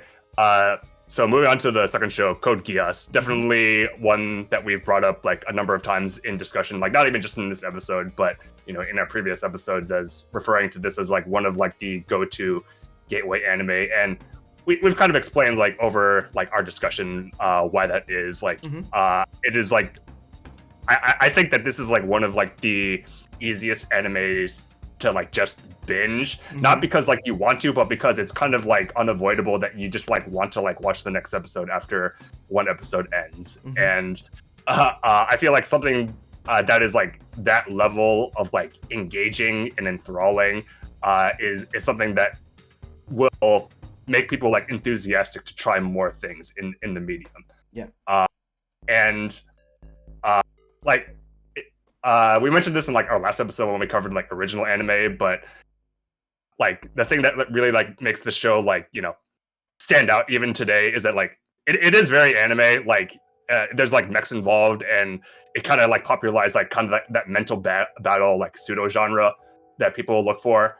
But it is really like the character interactions, whether it be like, you know, them fighting in mechs, or them like in face-to-face confrontations, or them just trying to like get into the minds of somebody else. Like it is just like it's just really like a joy to watch, and there's really like no better way to like describe it. Is like you like cannot stop watching the show when you start. Like take it from us, like who have like a lot of us have watched like Code Geass like within the span of 2 days or 1 day, and like that's saying something. Very common. And I think that there is like, you know, what you can glean from that is that like, man, anime just like can be like extremely gripping, extremely like entertaining, like very like something that like you can't really like get anywhere else. And it like speaking my part on the ending to the show, like it's pretty like well known that like Code Geass has like one of like the most like satisfying and beloved endings in the medium even to this day. And I think people owe it to themselves to experience that ending you know, like as something that they can use as like a point of reference when they're really like judging like, is this story like, satisfying, or is it like very fulfilling? Like how much gratification am I getting from watching a show? And I feel like this show like does all of those aspects in spades, and it's still a show that like people will refer to as like, one of their favorites, or one of the shows that got them into loving anime. I think that there's power to that. Yep, absolutely. Code Geass goes hard as hell. One of the goats. Miguel is one of those people where like even though he like watched it like so many years ago, maybe around the same time that like I did or we all did, and he still like remembers it fondly, and it's still like one of his favorites. And a couple of our friends, or like rather like one specific friend who like was getting into anime, like Code Geass was definitely something that gave him a standard to look for. And to me, like I talked about like how important like your first few anime are at like building your foundation for what you think is like possible in anime, and this is one of those shows. Like it's still amazing now. Yep, 100%. All right. Next show. Yeah. This is the Haruhi Suzumiya franchise. So this consists of The Melancholy of Haruhi Suzumiya, which is a 28 episode TV series from back in 2006 to like 2009. It kind of had like 2 releases, which is like, it's kind of weird to talk about. It's like an old conversation because like the way you can like access this show like just puts everything all into one.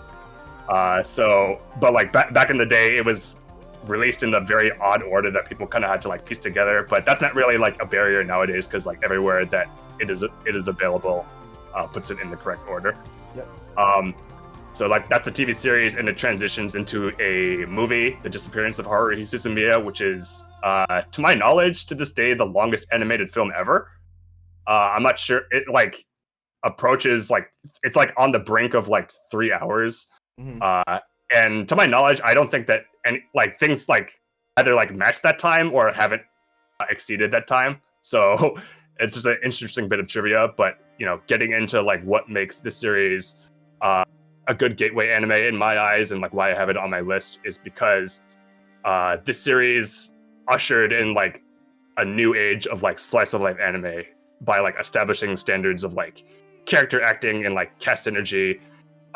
The effects of like that influence are still being like seen to like this day by like choice anime studios and staff who invest a lot into making great slice of life. And if I had to like pinpoint, just on a personal account, if I had to like pinpoint like one singular series that has had like the most like influence in shaping like my values in anime, it is probably this show.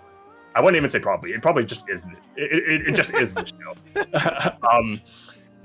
It was like within like the first like 10-ish anime that I watched, and like since I watched it, I really like haven't looked back, because like I feel like I like my values are like very different from most people who like watch anime, because like I really was not into like a lot of shonen stuff when I was young, even. Was the time that you're supposed to like get into shonen, I suppose. I really wasn't into like people like punching each other just for the sake of it, or like physical action like being like the main means of like for why you like want to watch a show. And Haruhi kind of like put me on that path of like looking for shows that like are very like sophisticated in nature when it comes to like depicting something that is inherently like very grounded. A lot of people think that like, oh, if nothing exciting is going on, then it's like not worth the time, or it's not something that I think that I'm going to enjoy. But with a show like Haruhi, like I think that the points of intrigue are a lot clearer than like a lot of slice of life that you might just stumble upon or find nowadays. And this was released in 2006, so like it not only is it like a very good product of its time, but I feel like people can still look to it as like something that they can use to see if they enjoy slice of life, or if they want to branch out into the genre.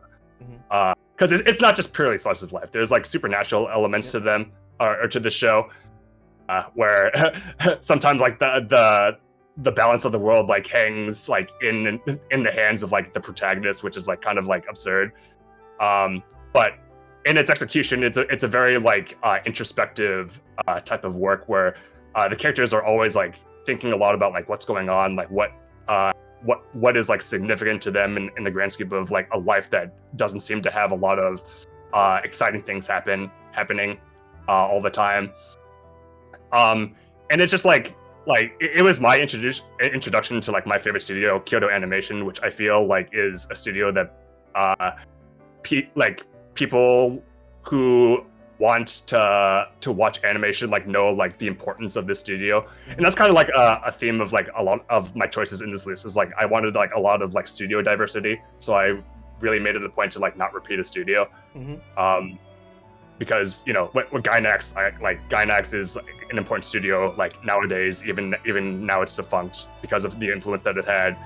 Sunrise is one of like the most like prolific studios when it comes to like producing anime like throughout the years, like whether it be mechs or idols or Gintama or what have you. And Kyoto Animation it's my favorite studio, and I feel like this is like a branch of anime that people initially think that they are not going to enjoy, and that's just because they haven't tried it or they haven't found a work that has met the standards that the show really established. And I feel like there's no better way than to like get those standards from the source, in my opinion. Yep. Yeah. Got it, brother. I don't know. I think this might be a weird one. There certainly is one barrier I can think of that comes in the second season when going through a Haruhi watch. I just don't know how it really is like that, and some people might get hooked on the first season enough that they'll tolerate what happens in season 2, but it's a big hurdle for a lot of people. I don't know. I see it, but also there's some stuff I guess that's like whatever. I feel like you could have went with like I don't know, like Kokoro Connect or some shit that's like different, but at least like still like something that's like, oh, I want to get you to like something that's like, a little bit different. I know it's like not totally like slicey. I mean it is, but it's not like crazy. No, I think the comparison is like good because like it is also like a supernatural slice of life type of thing. Yeah, that's kind of what I was thinking without being like as divisive as Haruhi. Yeah, no, I think Haruhi is not only really important, but also obviously it's just like a really good series. I can see like where you're coming from. Like I get your perspective on why this would make it a good gateway. In my eyes, it's a little bit different type of gateway. I would say it's a gateway, but maybe not necessarily to like just purely new people, but still a gateway nonetheless, if that makes sense. You know what I mean? Like it might be like a gateway for people that are a certain amount into their anime watching tenure and they're looking to transition to shows that have that higher level of sophistication, or maybe like more grounded narratives or whatnot. But to like for like raw brand new people, I don't know if I'll give it to raw brand new people. I get it. I get what you're saying. I'm picking up what you're putting down. I don't know if I'll put it there, but I value your opinion on this one. Here's the thing. Yeah. Like I don't really think it's a bad thing if people like don't like the show, because nowadays like I feel like it's evenly split on people who remember the show fondly and people who think that it hasn't aged well. Yeah. And like it's understandable, but I'm obviously in the camp that says that it has aged well. But like there are people who like watch this and they don't like it, and that's fine, because like as long as like they can like reason out why they don't like it, I think that there is like value to that. Like yeah. So like Haruhi like can be like the thing that like gets people hooked on slice of life, or it could be like people's justification for like why they're not into certain things, and like that's fine. Like if the show like does anything to like give some clarity to like what you value in the medium, that's fine. But it will give you some of that clarity, is what I'm saying. Yeah. Okay. Sure. I can see that perspective. I'm not mad at it. I'm chilling.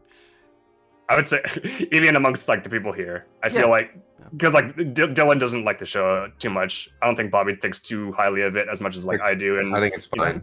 I've like Yeah. I need to incredible, rewatch it. It's been like years. Yeah, the movie It's been is almost a decade. So insane. I like my views on this show are entirely founded. Not My- entirely founded, my- but my it's For been, me, the context of like what Haruhi is to slice of life is like a little lost because I just kind of like watched it. Like I had watched a lot of like the early 2010s like kind of slice of life shows, so I like kind of understood what it was.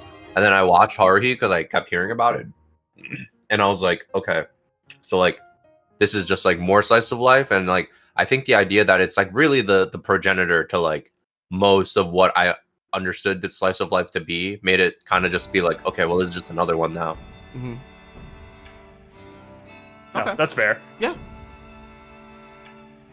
I said the movie is incredible. Yeah, The no, that disappearance shit of is- Haruhi that shit's goated. Suzumi is incredible. That shit is good, Yeah. bro. If you just like use the TV series as a means to get to the movie, that is fine, because I think like the movie is like undeniable quality. It is literally like one of the best films that anime has like ever had, Yeah, and for sure. that, I'm not exaggerating. That's not hyperbole. It's facts. If I'm Yeah. going that far. Yep. Agreed. So yeah. All right. So What about your next show we got is Chihaya Furu, and I feel like this is like a little surprising to me. Like when I was like going down my list and seeing like what I wanted to like pick for gateway anime list, and ended up like including this one for a few different reasons. Mhm. First off, if you don't know like what this is a sports show for like, you know, all intents and purposes. Like it is a sports show about Karita, which is a Japanese like card game like that's like based on, you know, your reaction time and your ability to like hear poems. It's kind of like weird to explain, but basically it's like a test of reaction. The TLDR is like that someone is speaking the beginning of a poem, and you need to hit the card as soon as you recognize which poem it is. But like, so like they will say like 3 words, and someone will slap the card, and then that's their card, and that's their point. Mm-hmm.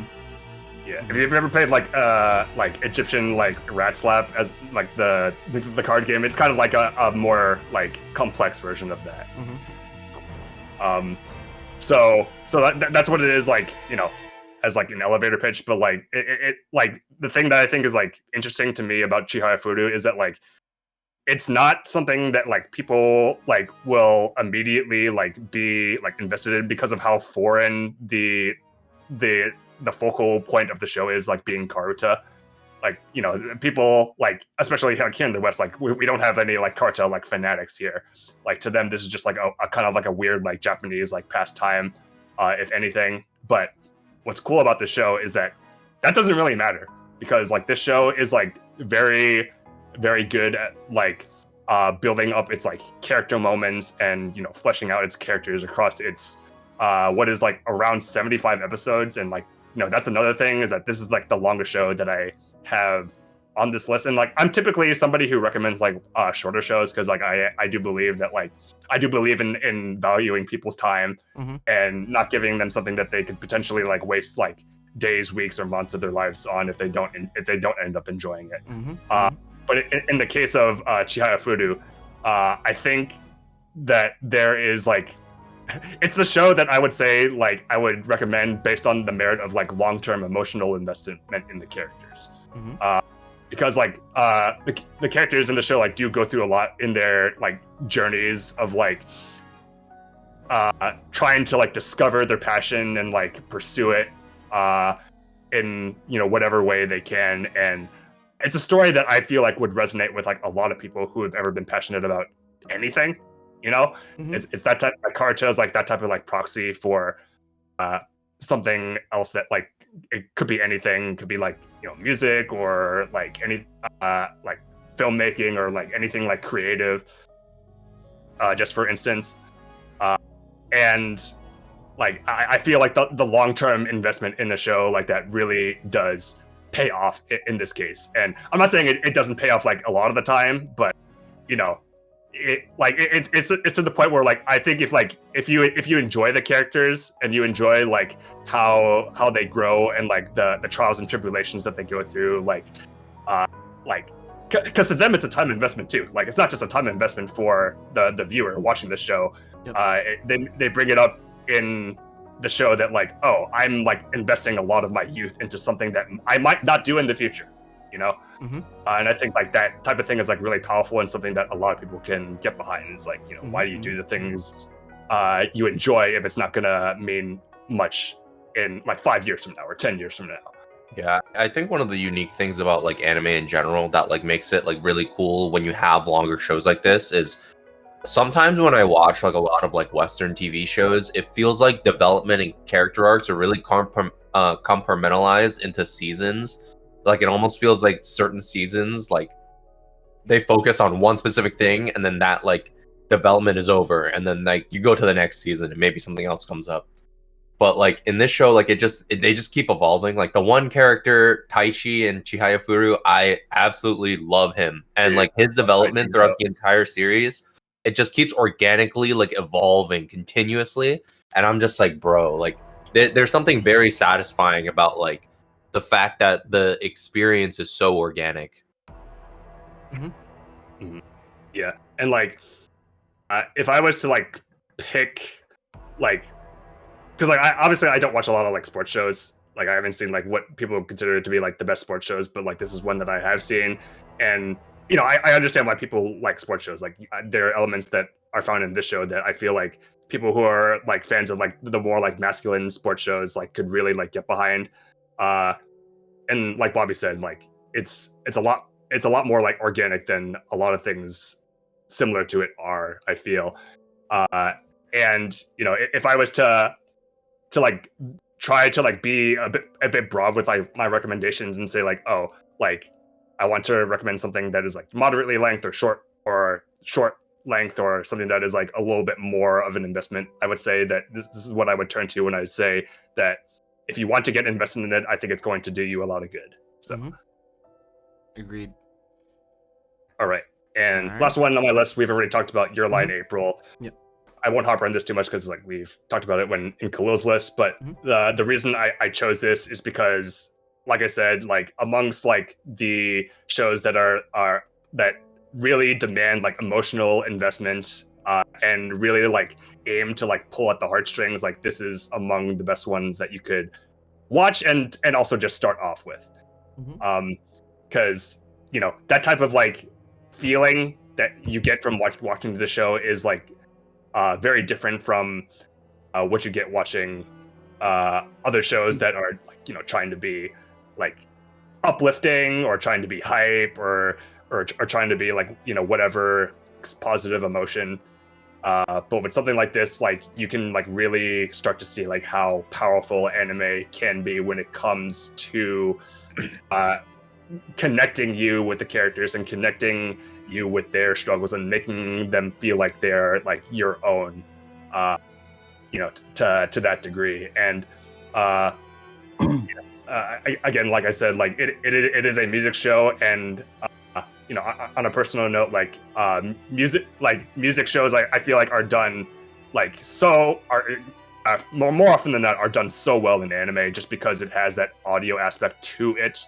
And I think that there are like few shows that like are better than this one when it comes to like depicting like the act of playing music the way they are, you know, because like it's also like a very like pure form of music, because like I feel like music, when a lot of people like the first thing that comes to their head nowadays is like something that is like very produced. You know, it's not really like that pure form of like we're just like playing instruments or we're singing or that type of thing without That's anything my shit. else. I love that Yeah, shit. yeah. Let me get that. Yeah, let me get more of that. But like it is a very like amazing show in that regard, and like I don't really like understand like why like the show has like kind of like, because like we said that like people have like kind of like become yeah, it's weird, right? divisive Like on it. I don't know if that's because like I remember watching the show when it was airing, like in 2014. And I remember thinking that it was like at the time it was like one of the best shows that I ever watched, because like back then I hadn't watched like the amount of shows that I've watched now. Mm-hmm. And I don't know if that's just like a recent like hindsight thing, where like, oh, like there have been like things that A1 does is like just like it's like too like satirized. Mm-hmm. Like I don't really like get where people are coming from when they think the show is like not very good. Mm-hmm. It's kind of weird, but you know, take it is from what me it and like is, take yeah. it from Khalil that the show is like Yeah, it's- very worthy to be viewed early on, as it is like at any point in your anime watching Yeah, tenure. agreed. Definitely. All right, and then our last one, we got Mr. Miguel. Miguel, your top 5. Yo. Talk to us, All right. brother. So we got a couple repeats here. Okay, that's fine. FMA Brotherhood, I think it's showed up 3 times actually. Yeah, we kind of like talked about it already. It's like That's fine. super great show. Only real issue with like if it's like your really first anime is that I think it's probably there's a good chance that one might be someone's favorite for a long ass time, and they're gonna be constantly trying to find something else that'll do it. And they might not get it. They're trying to fill the depending on their gap value. left by. Yeah, pretty much. Demon Slayer. The main reason why like I put this over like insert any other shonen is just because like or any other like popular shonen, like one of the ones like Michael B. Jordan put, or like a Soul Eater or something like that, is because it's like still ongoing and the visual peaks are like really up there. I think like the music is great too. Like it might get like I mentioned earlier with Lisa and Aimer, like you might get like another interest that you didn't really know off of it. Wait a minute, this sounds like awesome. It's like, what if I want like look up more about these people, and you get more into it. So that's like super great. But it's really fun to like be able to talk to people about things that you like. Yeah. And that's like this is like something that I like objectively like struggle with a lot, because I have a lot of like random niche interests that I just cannot talk about with people. So I resort to talking to it about people that don't know anything about it. And it's like, I'm going to teach you about why I love wrestling, and you're going to deal with it. And that's just what I do. You will like my interest. Yeah. He's the opposite of a gatekeeper. You will be forced to like what I like. If you don't want to like what I like, that's okay. But you're going to at least listen to me about why I like it. And that's just kind of what I do. So I think it's really fun to just be able to like talk about like something like this, because it doesn't matter how big you get into the medium. Most of the conversations you're gonna have are gonna be about like the big shit anyway, because that's what most people watch. So when they find out you like anime, they're gonna talk to you about Demon Slayer and Attack on Titan right now. That's just kind of what's gonna happen. Yep. And like, you know, how much you want to engage in that conversation depends on you, but it's just gonna be what comes up. So if you do like Demon Slayer, it'll be nice to be able to engage in that conversation. And even if you don't like it that much, it's at least pretty fun to like talk about it with whoever, you know. But our first new one, I think this might be like a weirder pick. Okay. Like it. What'd you say? I like it. You like it? Hell yeah. I think I wanted to put a sports anime because I wanted to get a little bit of variance. I put two like battle shonens because like that's like at the end of the day that's like the most popular thing. So I think it's okay to put 2. But Haikyuu is a shonen, attributes to like the same type of singular brain cell as like the like battle shonen fans, but it's like a sports thing. Sports are really big and like fun, and a lot of people like them. So I thought it'd be like an easy entry point. The only thing is that like it's volleyball, and like volleyball is not necessarily that popular in the West. So that might be a little bit of a barrier to entry. But if you like get someone a little bit open minded, it's like, yo, just try it out. Like it's like it doesn't matter you don't know anything about volleyball. They're gonna teach you a little bit of volleyball, and you're gonna think it's hype. Yeah. It's like one of the most like hype like these like sports shows. And pretty popular, not as popular as Kuroko, but I wasn't gonna put Kuroko because I just don't like that show. Are you sure? I feel like Haikyuu has surpassed Kuroko, like in popularity. I feel like so that's too, happened. at this But point. that's probably because Haikyuu's still going. So it's like it's like this thing like, you know, if something's Also, still presumably not shit, but you know. Haikyuu is definitely good. The characters are actually good. they are pretty great. And like it's so sports anime get to like do these things where they get to fill these characters into like these little buckets to like fill these niches, like the typical like, you know, team member. Mhm. So they're like simple to write, or like they're simple characters, but you can like do like complex like emotional things with them. So like I just like quickly talk a little bit about like Haikyuu. Our main character Hinata, he's short, but you know he wants to engage in like the super fucking awesome of like spiking the ball and shit. So he's like, I don't care that I'm short. I'm just gonna like be better than everybody. I'm just gonna fucking jump high. That's like, and then you have like Kageyama, who is like his foil, I guess, sort of. I don't know. Like he's like naturally talented. He's like pretty tall, but not like massive. And then he like is very like strict with like on how he views the game. Like he expects people to like be like as good as they can. So he'll do like these inch perfect like sets for people. It's like setting them up in a way for them to spike the ball, but they'll do like inch perfect. And it's like, why are you making it like so much harder for me? Like you can just do like a typical normal set and like I'll be able to spike the ball. Maybe we get it, maybe we don't. It's like because if you do it right with the way I do it, it's for sure gonna work. That's like basically like his thing. Like you get to like get like these two like pretty extreme characters and like walk and work together. And then you also have like your main supporting cast. Or well, those like the two lead guys, but the other ones are also like leads in a way too. Yeah. It's like a super great show. I think it's like a good entry point for getting someone into like sports anime. Yeah. I really like this choice actually. Yeah, the only thing though about it is like it's volleyball. Like I wish it could have been like a more popular sport like in the West, but the only basketball one we have is bad. So Hey, that's not. Hold on. Hey, that's not true. That's slam not dunk. true. Slam dunk's a Yeah, manga. no. Well, no. I mean, hey, we gotta wait a couple months, maybe another year, presumably. The but, slam dunk movie apparently is godlike. I just love how Apparently. like bro, the moment you said Kuroko, in my mind I was like, oh boy, bro, I already know where this Here is it gonna go. comes. Like I was like, it's like, oh god. I already know where we're going with that shit is funny as hell, bro. I look in the chat and I see Kuroko's ass followed by Kuroko's goated.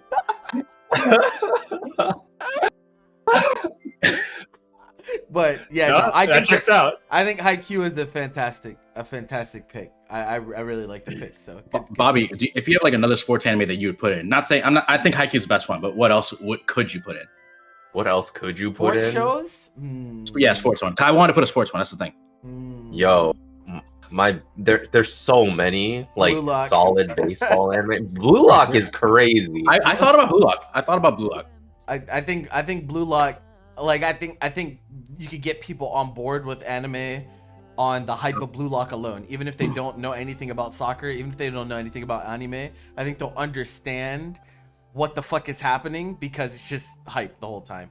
They don't. Yeah, it I doesn't think if you're necessarily have trying to be get- deep, but I think if you're trying to express like this is how hype anime is, you go for Blue Lock. Yeah. Or if you're trying to be like, yo, you like soccer? Here's Awashi. Bro. Awashi, yeah. Yeah, I was gonna say Blue Lock versus Awashi. Which would you pick? I think to someone who like doesn't give a fuck about sports but like is interested in maybe getting into anime, I would probably go Blue Lock. Yeah. But if they're like into soccer, or like, you know, if I just feel like they're more about like emotional character stuff, then like maybe I would go Awashi probably. So what you're saying is that it depends. Yes. To me, like Awashi's a great recommendation of someone who watches a lot of battle shonen, and they're looking for something a little bit different, but isn't like too different. Because obviously, like Awashi, like is more focused on, you know, the characters and their developments and stuff like that.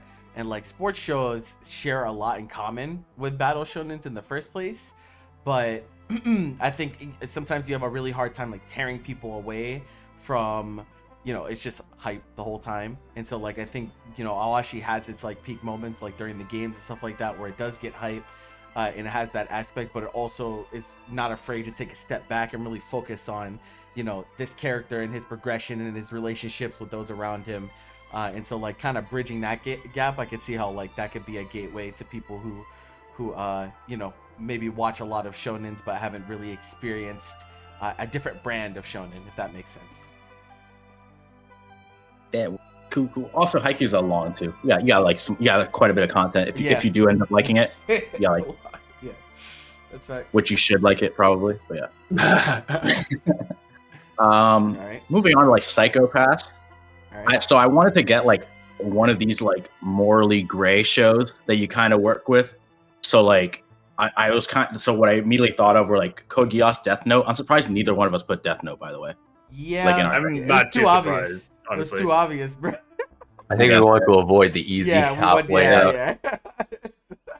Yeah, so I wanted to get like one of these like morally gray shows. So I was kind of like settled on like Psychopaths, Code Geass or Death Note. I was also thinking of just like something like kind of mystery based. So I also thought of Erase too. Like I was trying to get like one of these in this like category to put in here. And I think Psychopaths is like, I mean, there's more content. I would just openly tell them to just watch only the first season. But Speaking of which, Bobby, you know, there's some Psychopath shit airing next season. Oh, don't talk about it. Anyway, Another movie. Don't remind me. I'm sorry to cut you off. I just thought that was really funny. yeah, no, you're good. Yeah, I don't know how they're like still going on. Like, yeah, this is just like I think like that. It's really easy to like hook somebody with like that type of like weird thing. Like if you give them like that like 2 to 3 sentence like description of like what Psychopaths is or like what like Death Note or Code Geass is, you're like, wait a minute, that sounds like really cool. The Code Geass like a little more political in nature, and it also had like some of the more fan servicey things that might turn people away from me. So that's kind of why I went against that one. And then like when it came to Death Note or Psychopaths, I thought Psychopaths was like a bit of a better show. And then Psychopaths is also more like nuanced in like the morally gray, because like Death Note, like at some point you quickly kind of realize like, all right, this is like a little bit not stupid, but like I don't know. Stupid. I don't know. I'll just stop there. No, that was fantastic. Holy shit. Okay. Interesting pick for sure.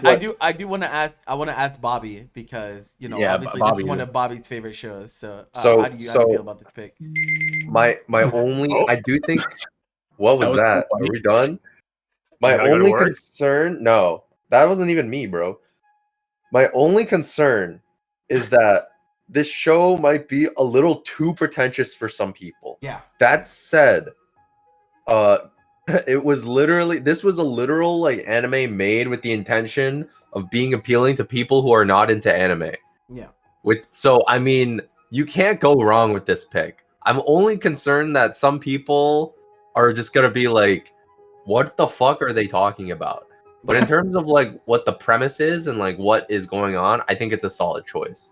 I think that Psychopaths, like between the premise and the first episode, like premise, like just telling them what it's about, and once they watch the first episode, I think a lot of people will be like, holy shit, this is like nutty, and will be pretty willing to continue. I think. Yeah. It's got like insane cool factor. Yeah, I like, man, it's so hard. I think in so many cases it's so hard to justify throwing someone a fucking Urabuchi script early on in the Especially like one that's like this dense. But if there was gonna be any of them, I think this is a good choice. It's a good choice. Yeah, I thought this one could be like a little bit divisive, just because like, all right, it might go a little bit too far. Like it's a little bit philosophical. I was like, yo, but if you don't even need to go like that far to enjoy Psychopaths. I think That's you true. can go pretty surface level and be like, holy shit, this is like dark and grim and like kind of cool, and made me ask some questions that I probably wasn't really gonna think about that are fun to think about. Yeah, we can just kind of like gloss over the George Orwell quotes and like the Bible verses. Like we don't. I know that stuff exists, but you know it's very possible normal people will just not pay attention to it. So True. you know we're vibing. True. I Yeah. agree. This feels like one of the shows that like really benefits from something I said earlier, where like the actual substance of the show isn't as important if you're like new and you're just starting out, and Mhm. all you're looking at is like the premise and like, you know, does the show look cool? If yes, then I'll watch it, and then they'll stay for like something that they didn't expect to be like super enthralled into, which is pretty cool. I see. All right. And then I guess moving on to your name. Oh, boy. The only movie I think we saw. I guess Jeffrey mentioned Disappearance, but Yeah, I mentioned, but like yeah, it was also a TV show and also a sequel. Your Name, I think if probably one of the best, like if you're gonna just give a movie to somebody to watch, I think we talked about before, like the substance is like not the most like amazing thing in the world, but like it is a spectacle. It's super, super pretty, and like it has like a lot of just like wide appeal. Also, I mentioned before, like earlier, with like just like the girls watch anime too. Obviously, I think this is like one of the ones like if you're a girl, it might be like easier to get into, or if you're a guy who maybe wants to get like a female friend or a girlfriend into it, it's like this might be like a pretty good like starting point. It's like it ain't perfect. but it's pretty solid, and it's really, really pretty to look at, and which is like a nice starting point, and the music's nice. Yeah, Like, I mean, at one point, this was like the most mainstream of anime works. Like, Pretty much, was, yeah. bro, there was a point where everyone was talking about this shit. Was talking about this movie still. I definitely think you're on the right This is track like probably one of those like first like Japanese like films that like at least like recently like broke away like to other audiences Mhm. and made like a huge impact, because this thing killed it like everywhere. It killed like in the UK. I mean, like the movie releases. I mean, That's true. Yeah. movie releases killed in the UK. They killed it like in China too. They killed it here. Like this film made fucking bank. Like Yeah. It's getting the live action adaptation. The we- Hollywood I don't adaptation. know about Yeah, that. it's called I don't Freaky know. Friday, man. What are they gonna do? Is someone's gonna jump into a crater? It'd be like that. But yeah, I mean that's all we I think that's all we got for you guys. So hopefully this gave you guys a little bit better of an idea of what to, you know, kind of wrap your head around when we talk about gateway shows. But we also want to hear from you guys as well. So if you're out there and you're watching on the YouTube channel, feel free to like leave a comment with like what do you think is the perfect gateway show, or like what show got you into anime, because I think that's a very interesting question, because we're gonna get some crazy answers.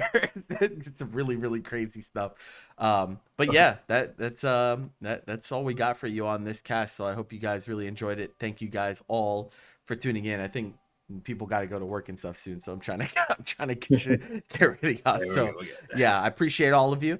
And I'm going to raid my a fellow anime podcast, but they're talking about One Piece and the manga. So just a quick spoiler warning, right? If you go over there, they're talking about One Piece manga spoilers and stuff. So you know, don't get got. One Yeah. Piece. But there you Raptors go. came out there. Thank you guys for watching, and we'll see you next time. Goodbye. Laters.